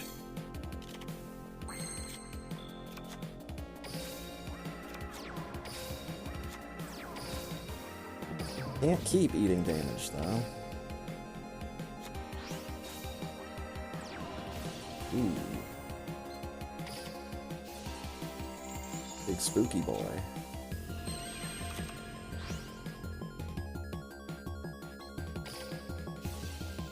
There's part of your downfall right there.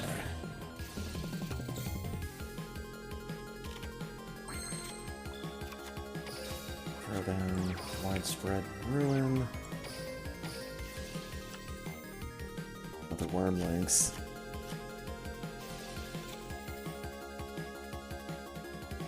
Oh, if I could just keep him trapped like this.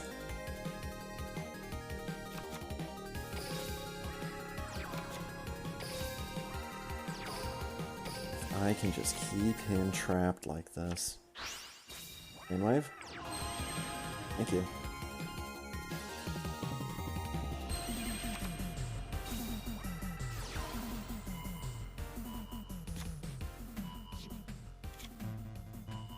Neat.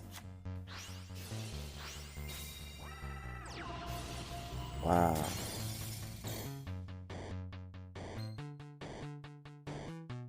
Just got a Wall of Disruption, and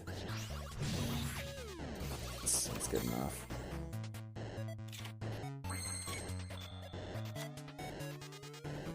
Throw down another Jar of Greed. Skalangle.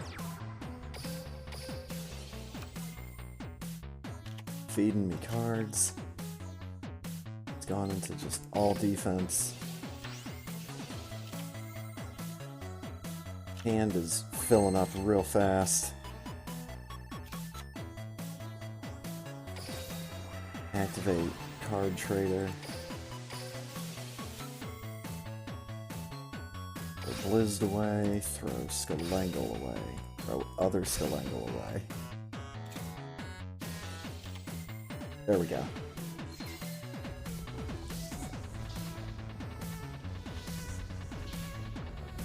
It's getting your opponent trapped in a position that they can't get out of, and just waiting to draw the right cards.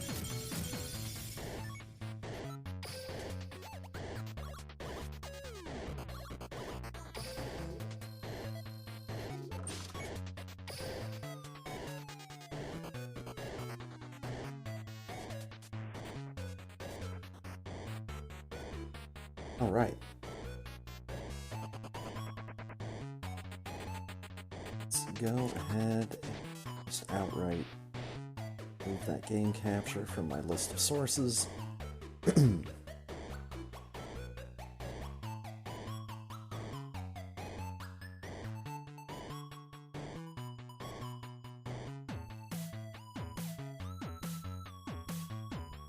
I think go run to the restroom. Be a real short run. It's like 5 or 6 steps away. Anyways, go do that so I don't have to in the middle of the race. I will be back for us to get it going.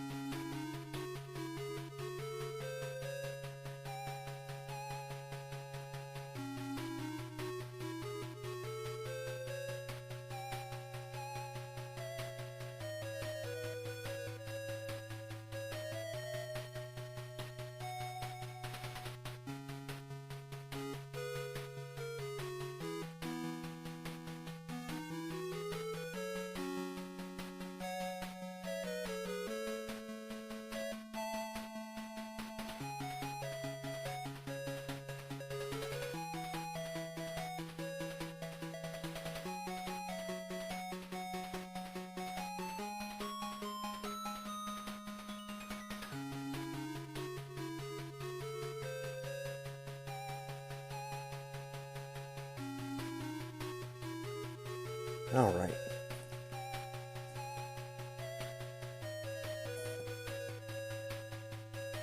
Yeah, I was about to say, I seem to remember still needing to watch a cutscene.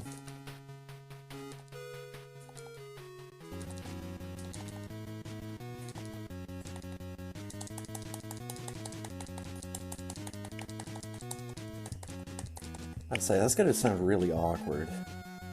My button pressing is not synced up with the drum beat of the song.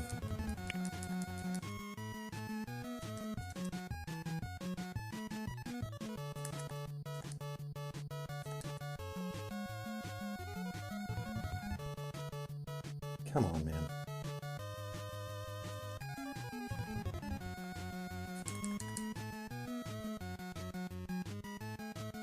I thought I could reset at that point.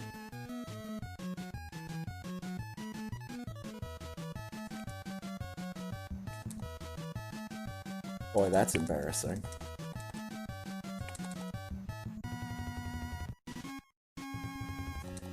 I've seen people reset on that cutscene. I thought it worked. Oh well.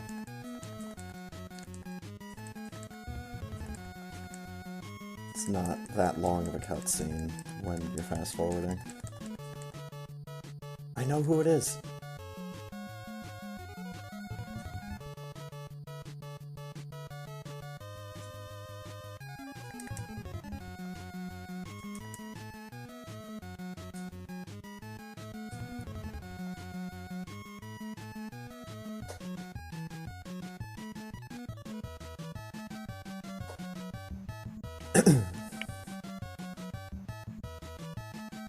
Three, two, one, go! Oh yeah, I'm always on default controls. That's probably one of my problems.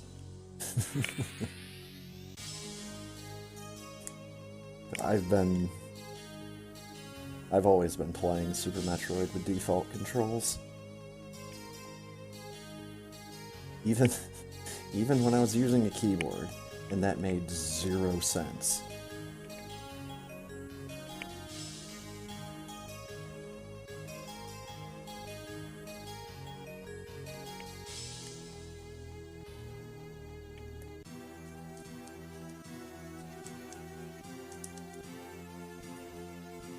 I have often thought,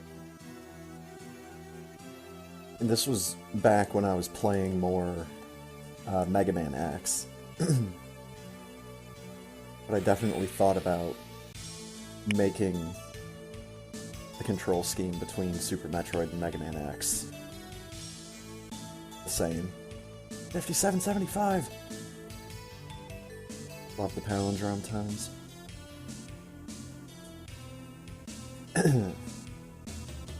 I know swap XY is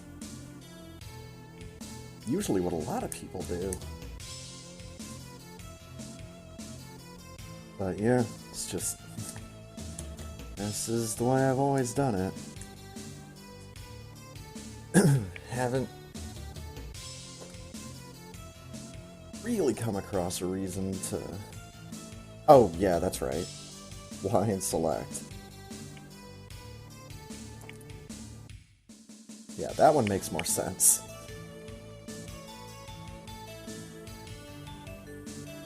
Swapping X and Y, I think, is what I was thinking of for, like, the Mega Man X style controls.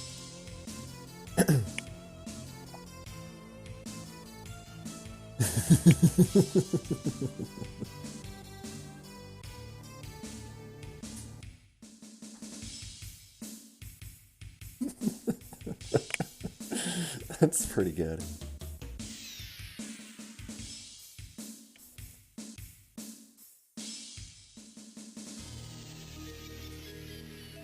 Shining a light on the style of humor that I would say that I am best at, which is like reactionary humor.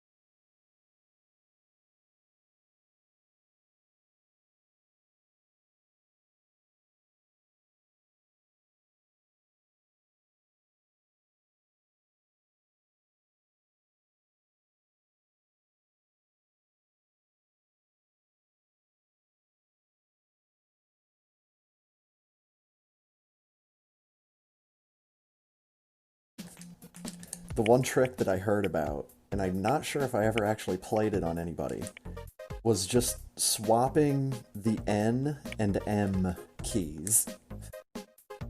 Because they're right next to each other. And you might not catch it at first.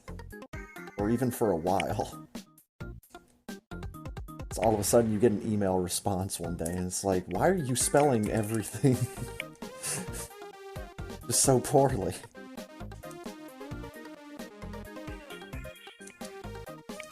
It'd be a good trick to play if, like, you were in a keyboarding class.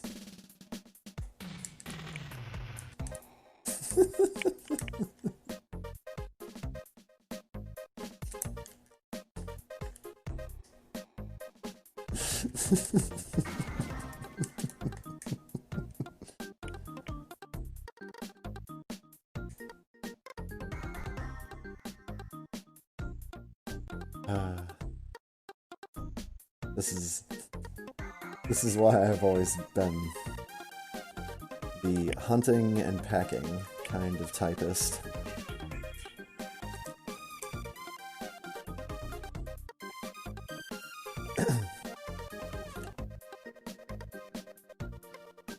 Like, I can force myself to have a high WPM, but not that high, and not for very long.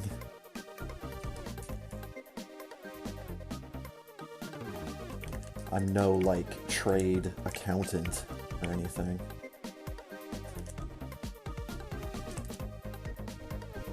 Zap.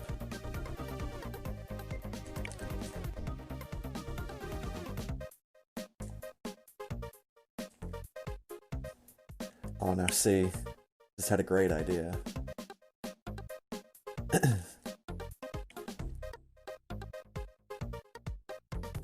So I've seen a bot in another streamer's channel,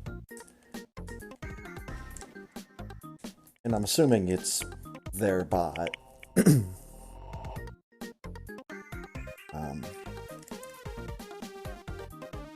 But the bot would, like, randomly take things that other people typed in chat, and it would retype them, but with various words replaced with the word but. B-U-T-T.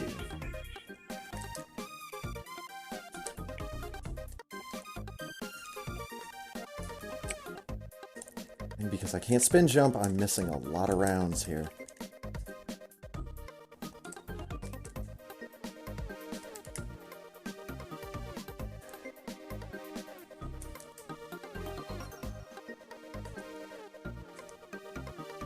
That was not a good fight. That is what I would describe as a bad fight.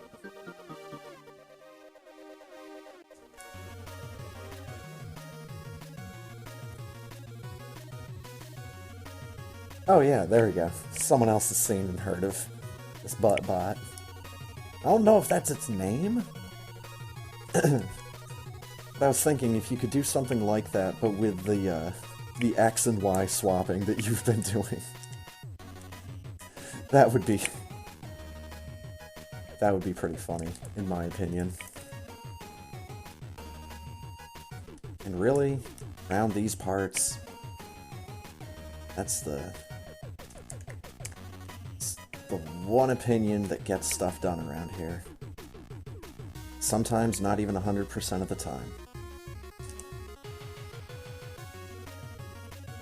See, I haven't been in that guy's stream in a while. Been too busy wearing E-Tank hats.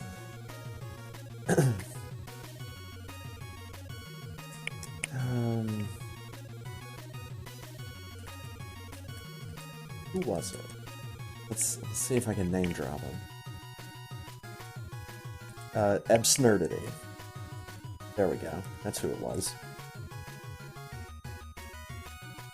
I was watching his channel because he was the guy that was gonna play through all the Super Nintendo games.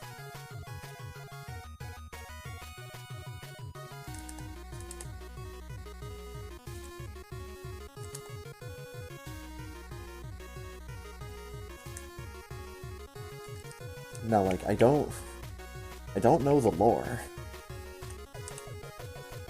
but it was right around the time when I started seeing the Mexican Runner doing the NES Mania stuff that I started seeing other people doing similar console challenges. Absurdity was doing the Super Nintendo challenge. I think,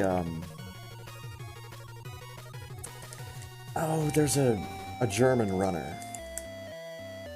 A German speedrunner that's going through the Super Nintendo catalog now. Bregman, I think is how you pronounce that. Just remember the guys on the Sunday Sequence Break way back in the day calling him Bro Edge Man. So they like hadn't talked to him or anything, I guess. They didn't have anybody that knew how to pronounce German. Pretty sure he's German. Anyways. So he's doing that now.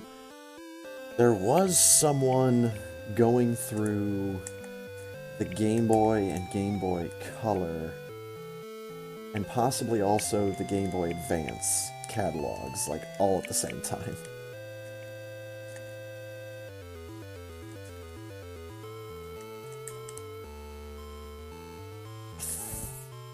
At least for the Game Boy and Game Boy Color, I thought that was Zenic Reverie that was doing that. I have a lot of Super Missiles. How did I get so lucky?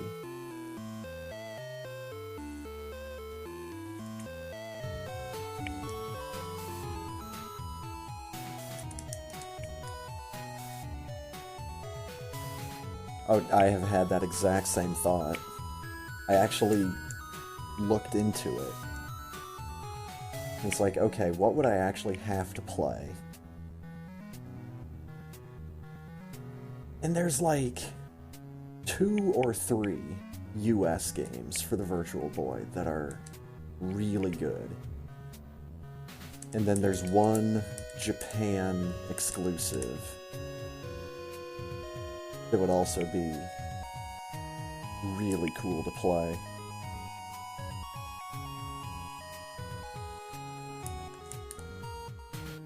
Oh, obviously, you'd have to do some kind of emulator if you wanted to stream it.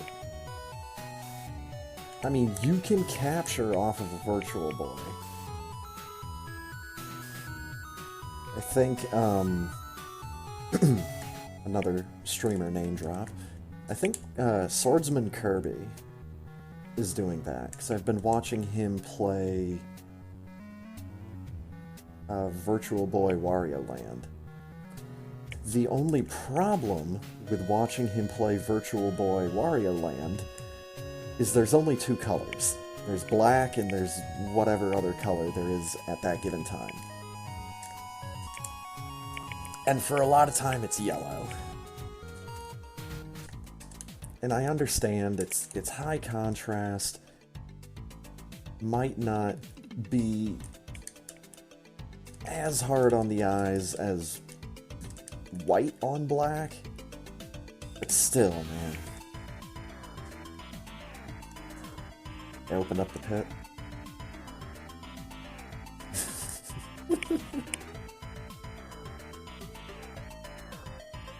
Now see, that would be the alt account that everybody would think I would go for. Let's see.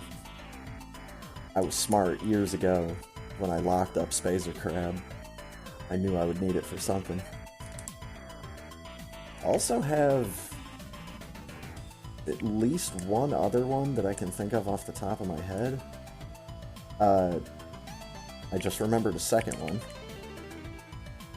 I haven't done anything on either of those accounts.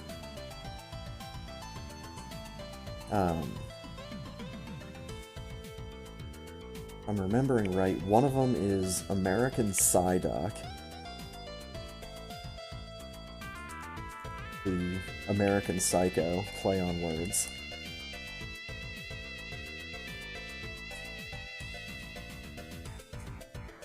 then I spent far too long trying to get a pair of American flag sunglasses properly cropped onto a picture of Psyduck. So that's definitely why I remember that one. But I seem to remember having an alt account that was named after a random enemy in Mega Man X called a Ladder Yadder. Ladderyaddder. And I have done absolutely nothing of note with either of those accounts. I have them just in case I need them someday.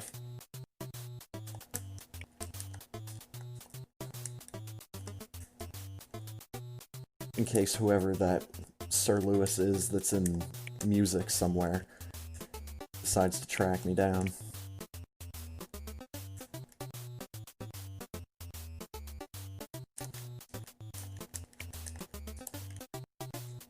Like, I had no idea. Been using this as a gamer handle since, fuck, the late 90s.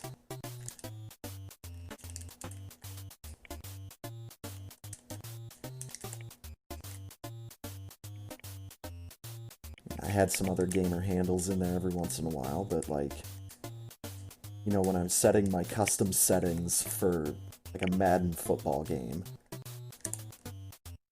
or I need a profile for, yeah, a sports game, boom. Go with Sir Lewis, it's easy.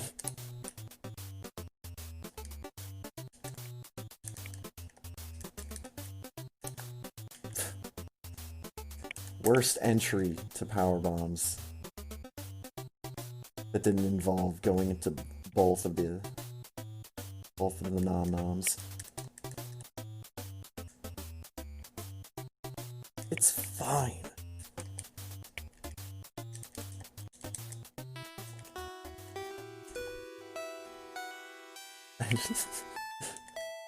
I still get a laugh every time I'm in a select number of live streams when I hear someone just real exasperated. It's fine. It's fine.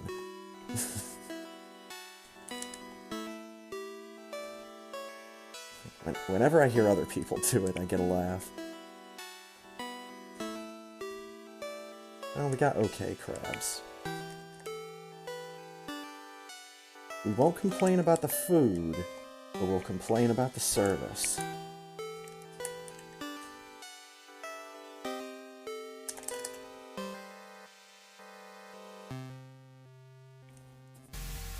Like normally, in today's day and age, the complaint could be, I don't want to eat there, they make me wear a mask. Oh, the only bad thing is, well, what if it's like a full face mask? This is a gas mask. You have to wear this in order to come in.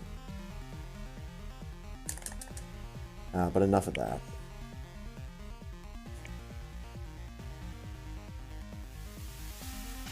I'm not playing Pandemic, I'm playing Super Metroid. Big difference. Pandemic is a card-based game. Well, and there's multiple games called that, I'm sure, at this point. Not even with, like, reference to the world today. Just enough time has passed since the invention of the board game for someone to be like, hey, let's call our game Pandemic. I miss...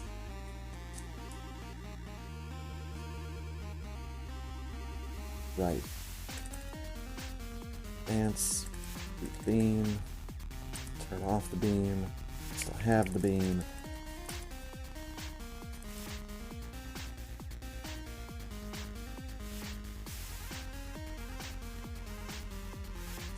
That was not the pattern I wanted. It's blue and orange, though.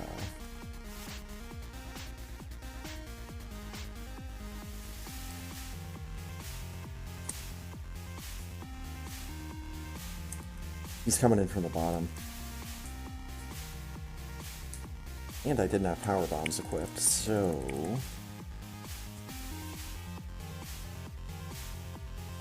let's try that again.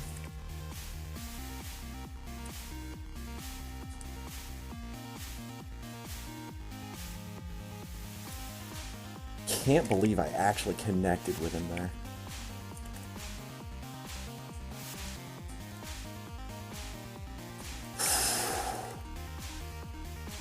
That was really close to being too far to the right.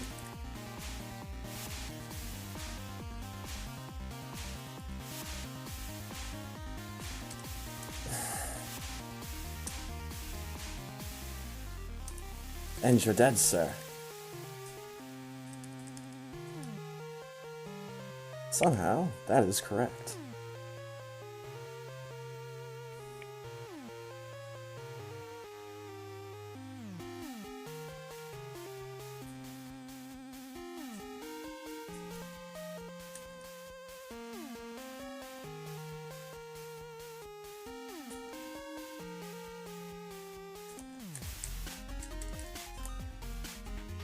Jump! Lady. Lady jump. Oh my god, I got hit by the work robot.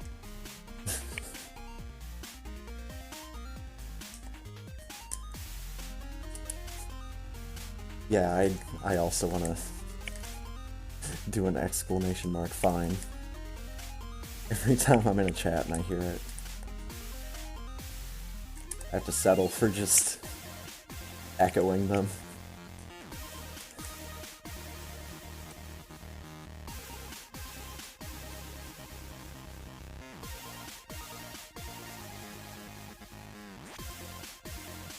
Oh, I just needed health.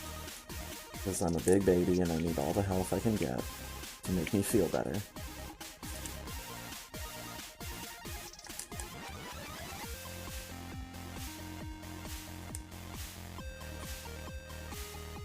Not that you need it, because you only need one. Well, you only need 301. But that's later.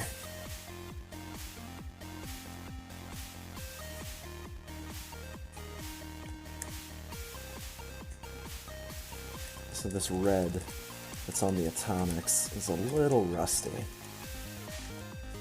It's not quite that kind of cherry red that you're getting here with the ice beam. Let's do this.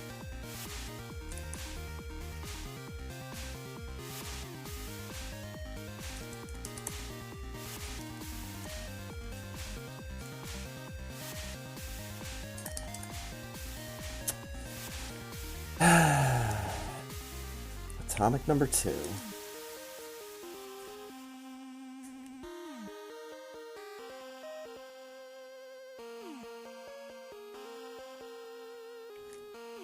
If I could consistently remember the name of that guy that was from the rent is too damn high meme, I could remember that guy's name consistently. That's what I would name that atomic in the attic, because literally, he is always too damn high. I jumped. I sure jumped.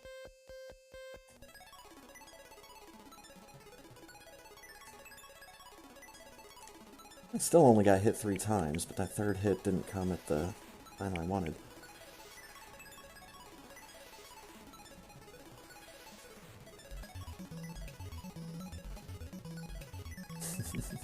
That could be it. I think part of it just lies in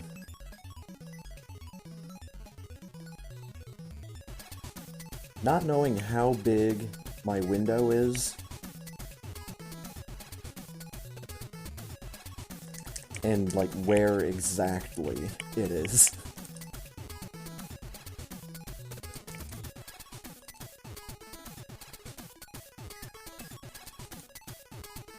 The one thing about how infrequently I play this game. I develop some consistency, not necessarily the consistency that I would want.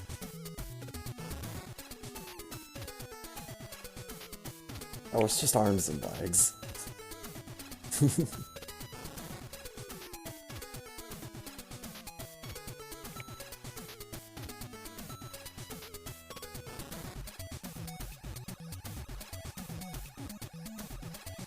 That would be really cool if it was that, like, real bright orange that they used in Super Street Fighter 2 for that one palette swap of Blanca. He's got, again, where he's got orange skin and green hair. Did always think it made him look like a big carrot, but...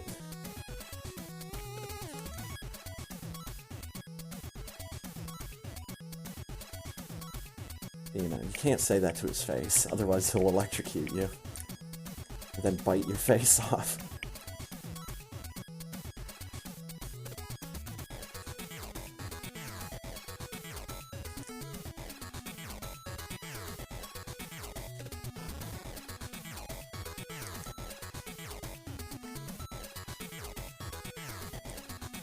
Yum.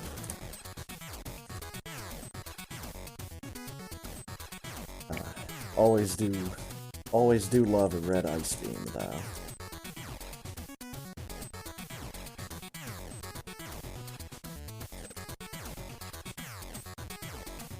I think that would be the one thing, if I ever did get that Super Metroid ROM,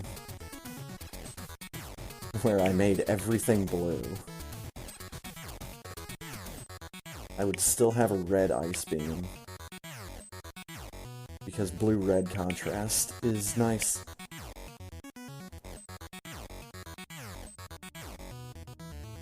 Probably stemming from that Steve Vai concert.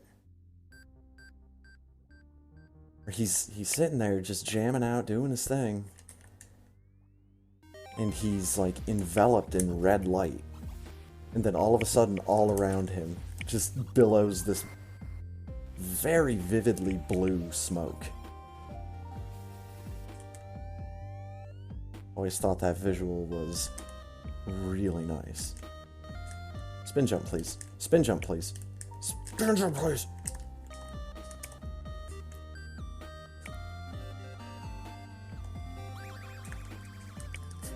The one Steve Vai song that I can definitely recommend by name, because I actually know the name of the song, and it's not that hard of a song name to learn. Because the song name is just Ooh. It's, I think 3 O's. But it's a really cool song. Like it a whole lot. I think it's from his album, The Ultra Zone.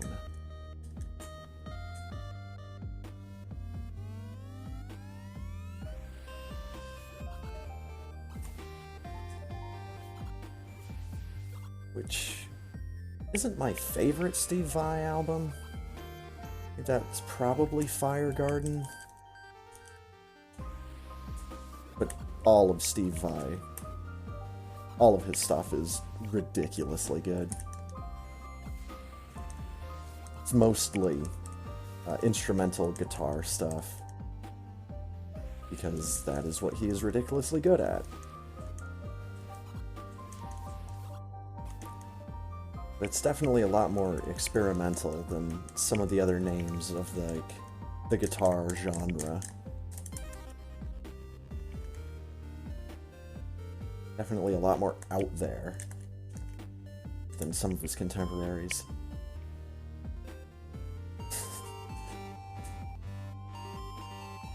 There's a third option. There's a guitar, then there's a guitar, then there's a guitar. This is, just the first one, but without the U. Maybe with 2 T's. I'm not Southern enough to know. That's a terrible joke. It's a terrible attempt at a joke. At the same time, that is true, though. I'm not Southern.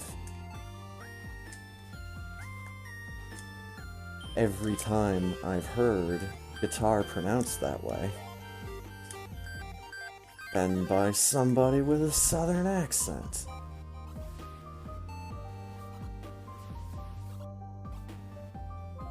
Guitar.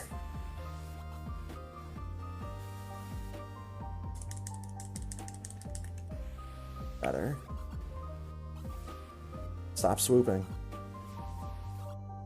Thank you. Ooh.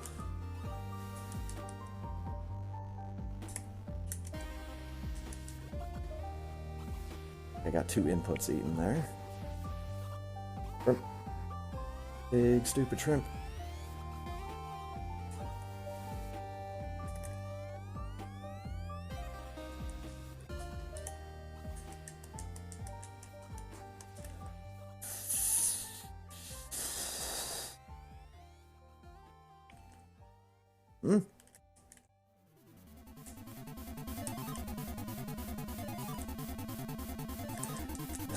Well.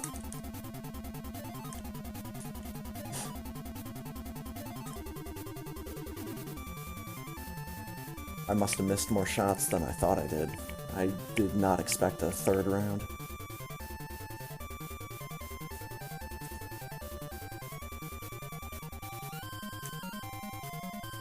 Space jump!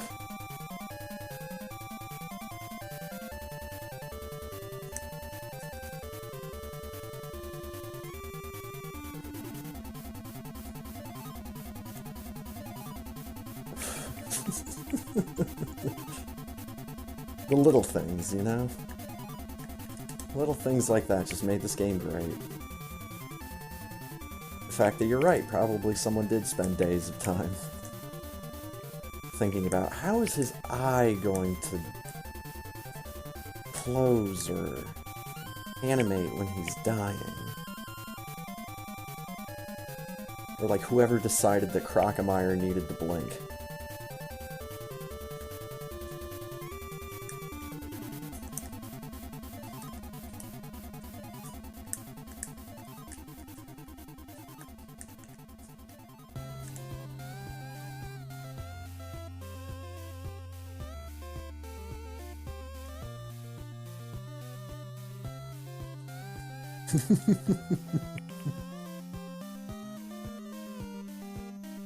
Yeah, it turns out Super Metroid can fit onto a Game Boy cart, but because of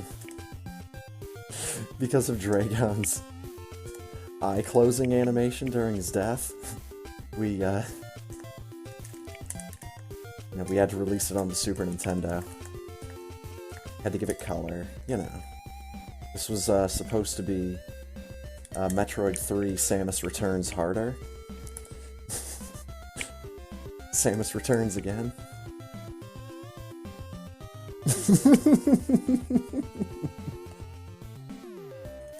As soon as I can quantify Shacktool RNG,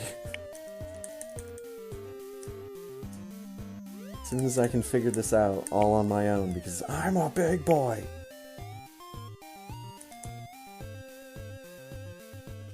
Now that should be a bit of an easier reference, because I'm always talking about the terminal montage videos. That Mega Man X one, oh my god.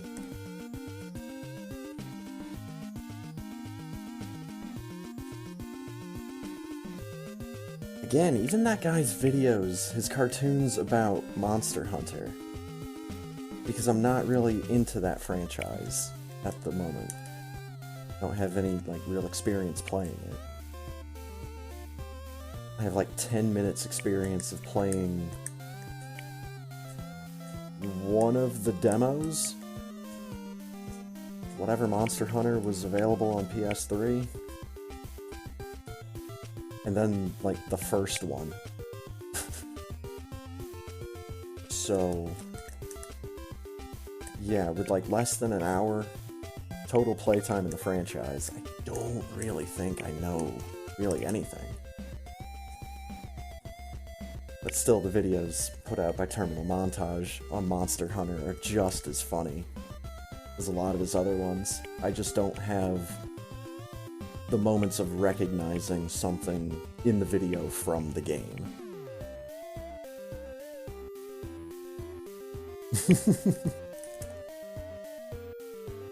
There's actually an option to save the baby Metroid. Turns out the big one wasn't the actual baby Metroid. He had kind of like escaped on his own and was just kind of lurking around the planet waiting for his opportunity to find Samus and leave this terrible, terrible place. And it was gonna be like a really happy ending and not kind of a bittersweet one.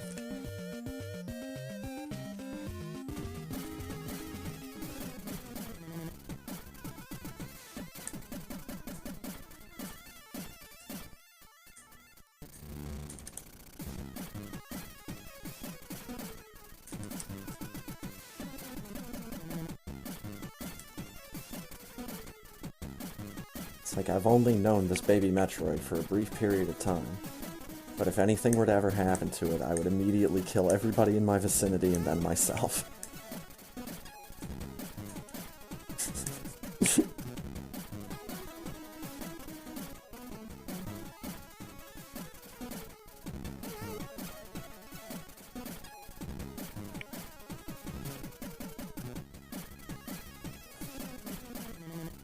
They ended up having to put the naked woman in that hidden room in Kirby 2 on Game Boy. This is all leading back. Oh god. That is...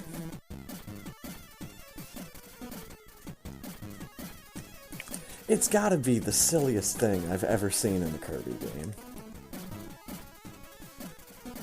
But it's, yeah, a crudely drawn naked female figure in Kirby. In Kirby 2, specifically. Like, the funniest thing is there's a porcupine.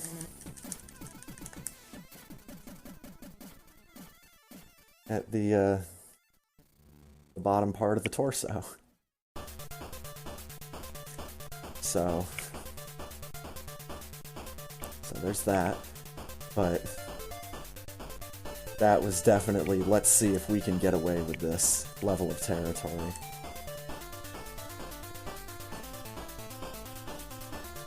No one will ever notice, no one will ever know, and if they do, then we'll call them a nerd, tell them to go outside, breathe some fresh air, and find a real girl.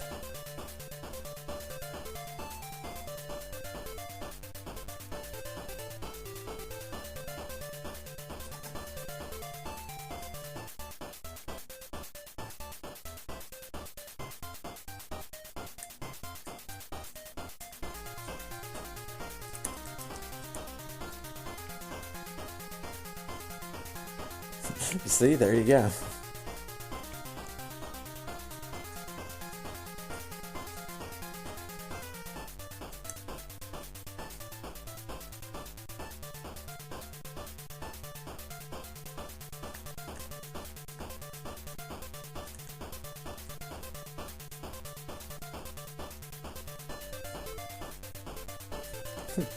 And even with that being in the game, it's still rated E for everyone.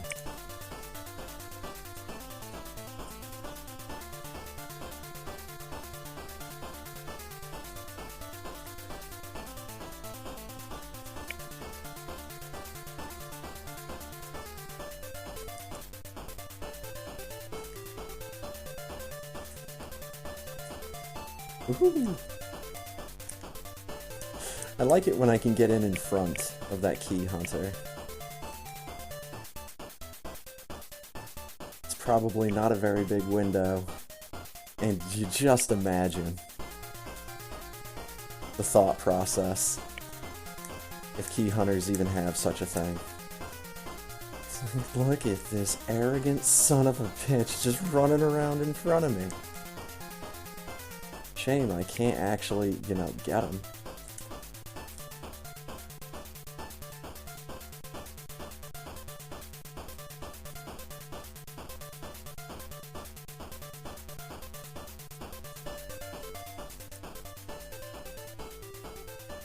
Hop, hop.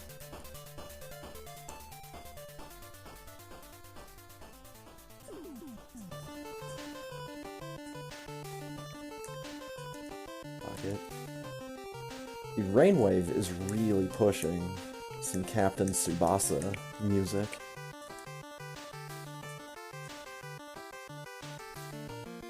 Captain Tsubasa, for those that might be unfamiliar, is a soccer / football RPG. Yeah.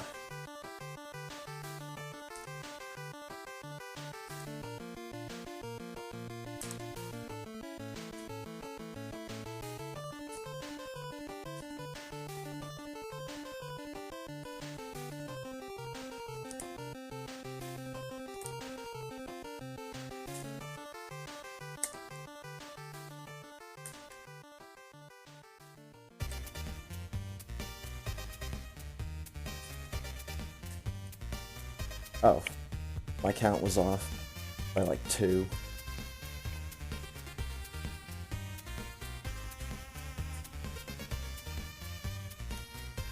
I'm assuming the reason, like a legitimate reason, would be I don't think America ever got any of the Captain Tsubasa games that were on like NES, or I don't know if there were any more that were on the Super Famicom. I only know about the handful, I believe, that were on the NES Famicom, I guess. We're gonna be all hoity-toity and accurate.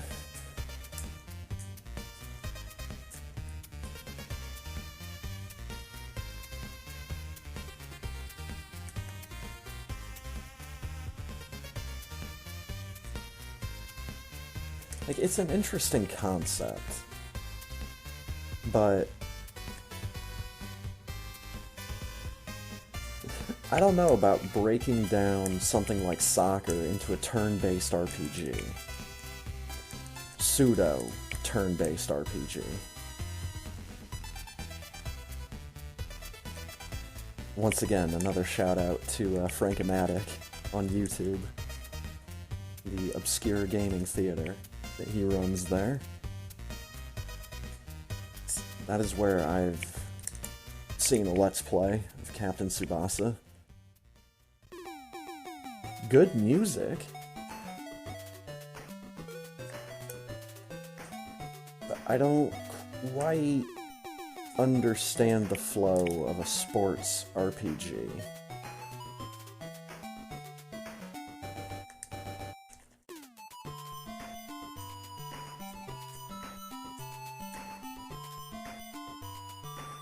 Like, I can't imagine, like, Nintendo World Cup, one of my favorite soccer games.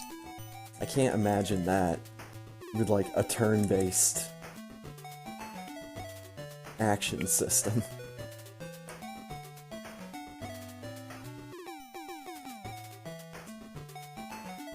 Oh, that's right.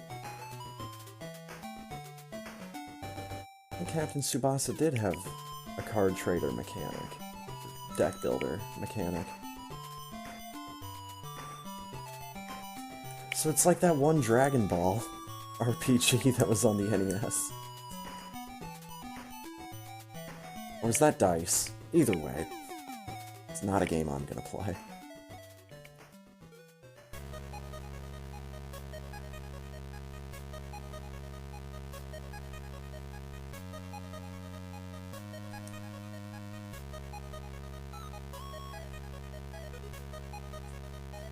Oop.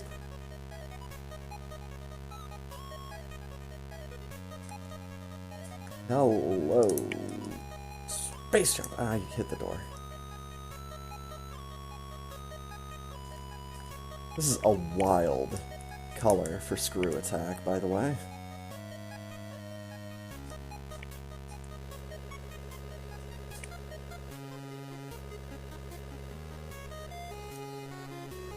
A lot of blues and purples.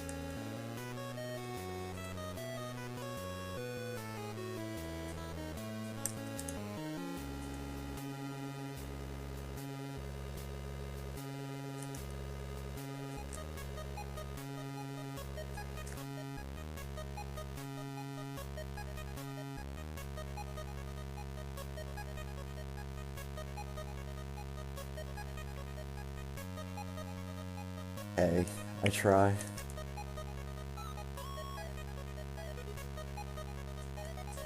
Unlike my good friend Pong, I actually still have to look at this game in order to beat it. So, even just something as simple as swapping around colors.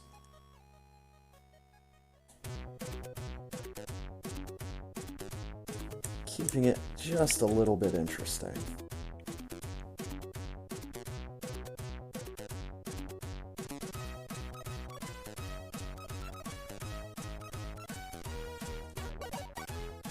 Alright, good ammo drops. Let's get some good ammo drops.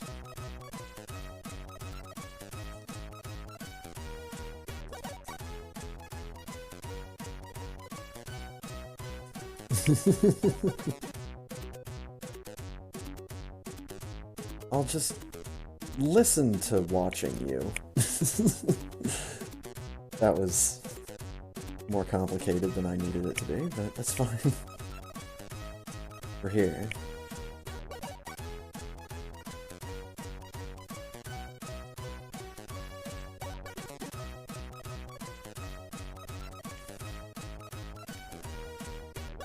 Yep.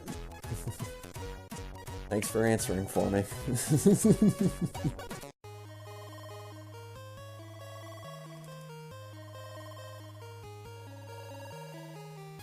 There's always executive slots, you're right. There's also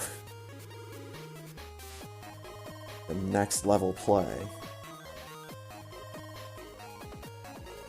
of having the stream up, popping out the chat, making the chat full screen over the stream.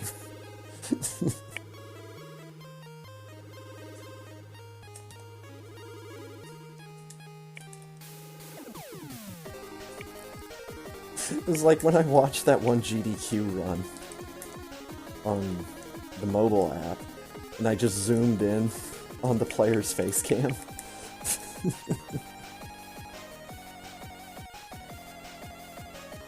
I think it was during Animorphs at the last GDQ.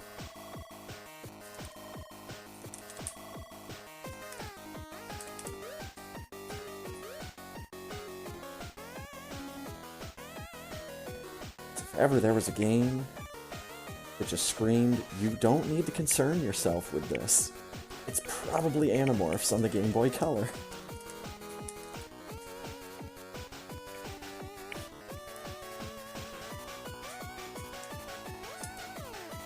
But that innate feature in some video games, innate, unintentional, possibly unintentional feature, is what draws some people to it, like moths to the flame.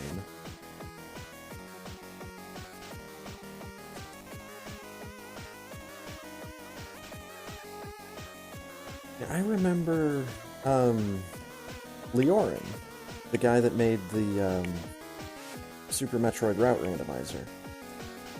He had some kind of on-stream RPG that you could interact with through chat.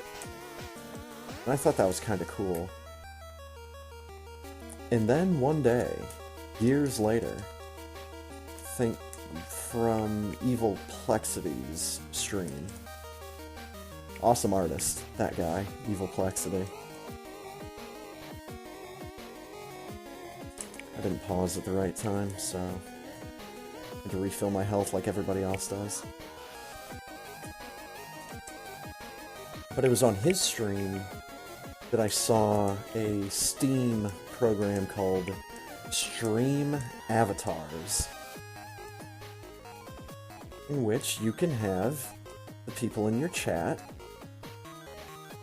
choose a little cartoon or video game sprite persona.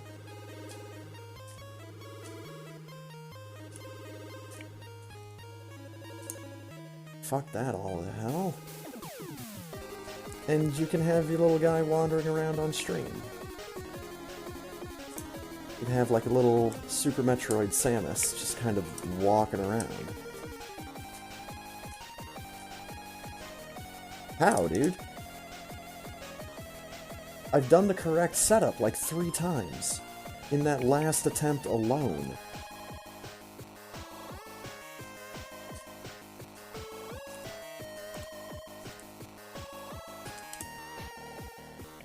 What am I doing wrong?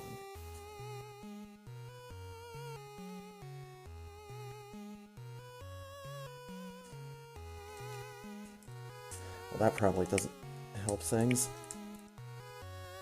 I'm gonna need to go fucking refill my health.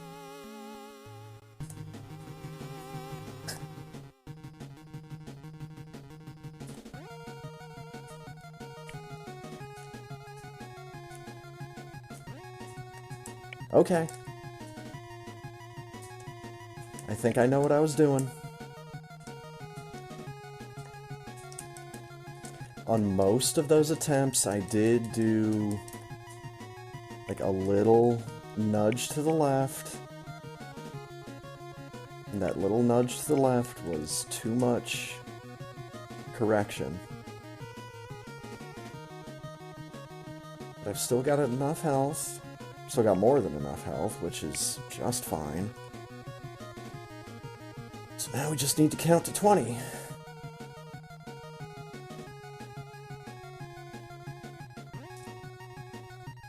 Starting there.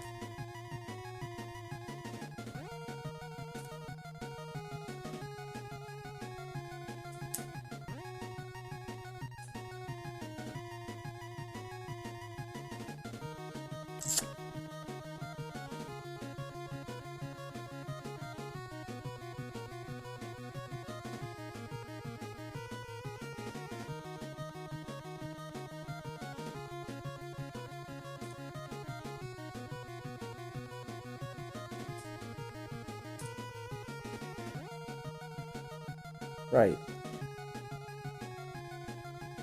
Ingration, you done it.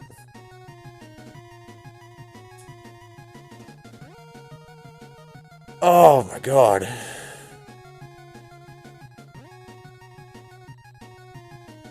I do not want to know how much time I wasted on Zeb Skip.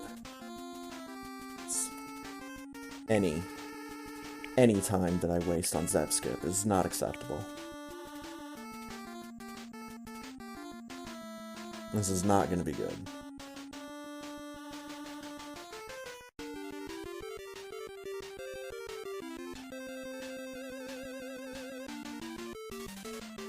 Unless we started the race like 5 minutes late and I just don't remember that.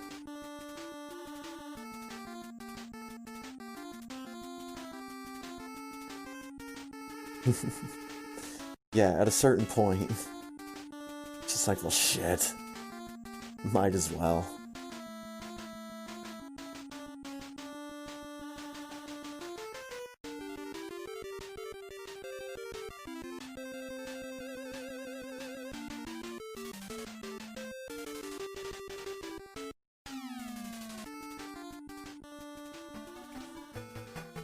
Please stop force-feeding my baby onion rings. He's deathly allergic.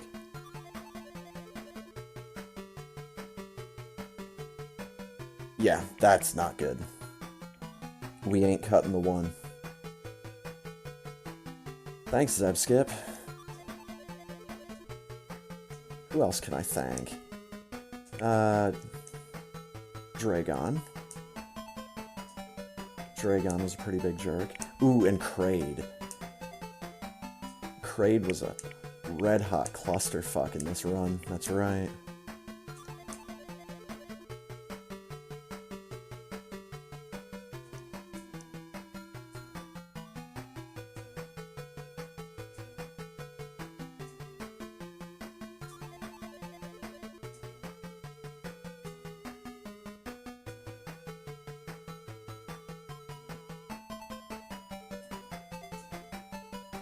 Get past the first door. Thank you. I love the momentum in this game, sometimes. You're just running along and you shoot a diagonal shot and then you stop. And you see the diagonal shot just carrying on, like, horizontally almost. It's so silly. And I love it.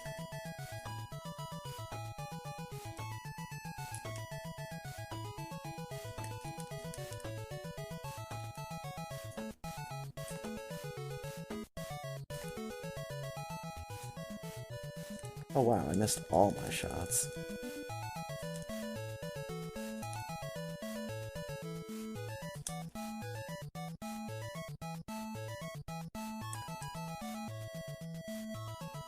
Well,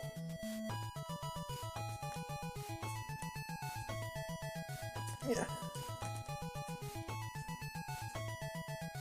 You actually speedrun the game, don't look.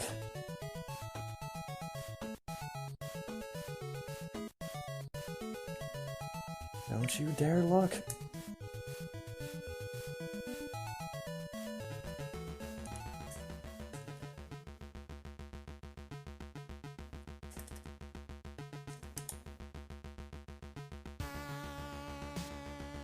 Yeah. Yeah. Samus, come on. Alright, you can open your eyes again. Get in the...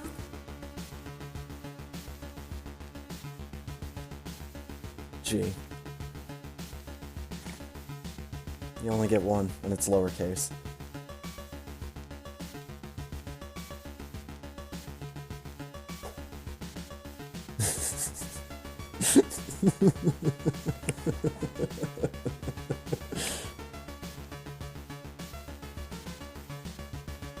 We did it! I beat a video game. Twice in a night.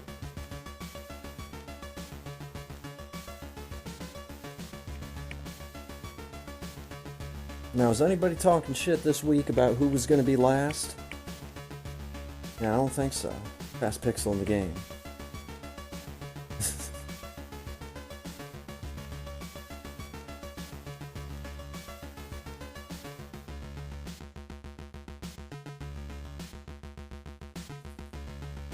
Oh, I didn't see any death predictions.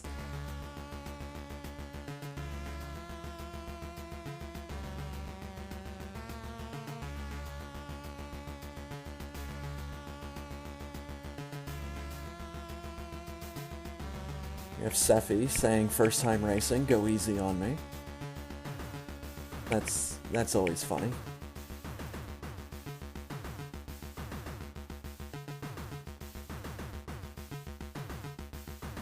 No, I didn't see any death predictions, dang. Oh, now there's a hell of a bot command right there.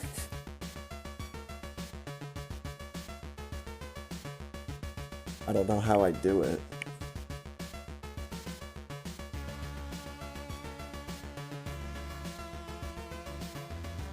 It'd have to be something tied to, like, the wagering system in AnkBot. Otherwise, I'd need to look for a different program.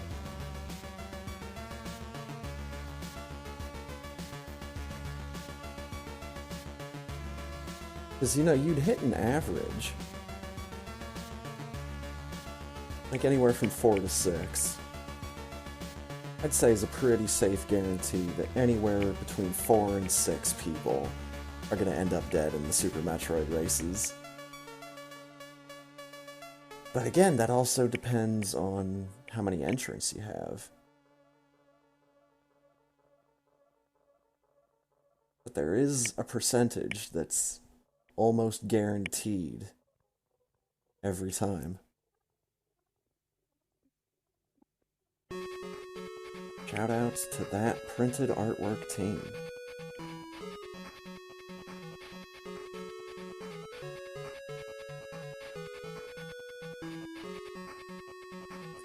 See, I'd guess maybe, like, just a little bit lower.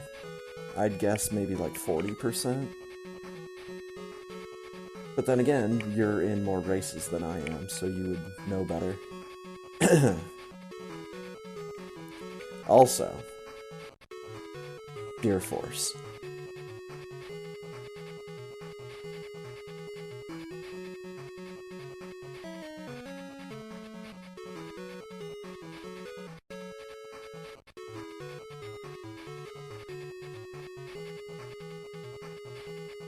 Splat blat.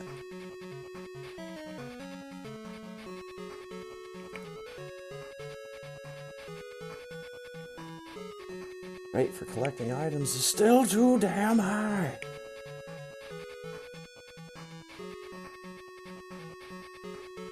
Oh man, you know what that means? It means we did it. We done did it. Did all of it. Oh my goodness. What an absolute adventure.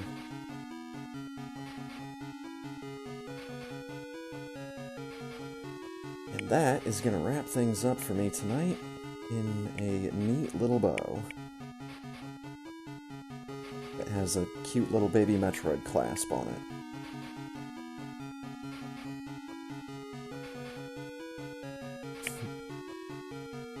Oh man, so, first of all, big thanks to Ponk for hanging out with more Lawyer. We are moving forward in that case, although I don't really know what we're doing next in the case. Like, no clue what we're supposed to be doing, who we're supposed to be talking to, what we're supposed to be presenting to someone. Who knows? Big thanks, once again, as always, to Insane Firebat and the rest of the guys. The Super Metroid races, each and every single week, are a lot of fun. Good luck to any and everybody that's going to be doing some GT Classic here in just a little bit. And as for everyone else, thanks for stopping by, thanks for hanging out, thanks for watching. I'm the hell out of here for the night. Have a good one. See ya.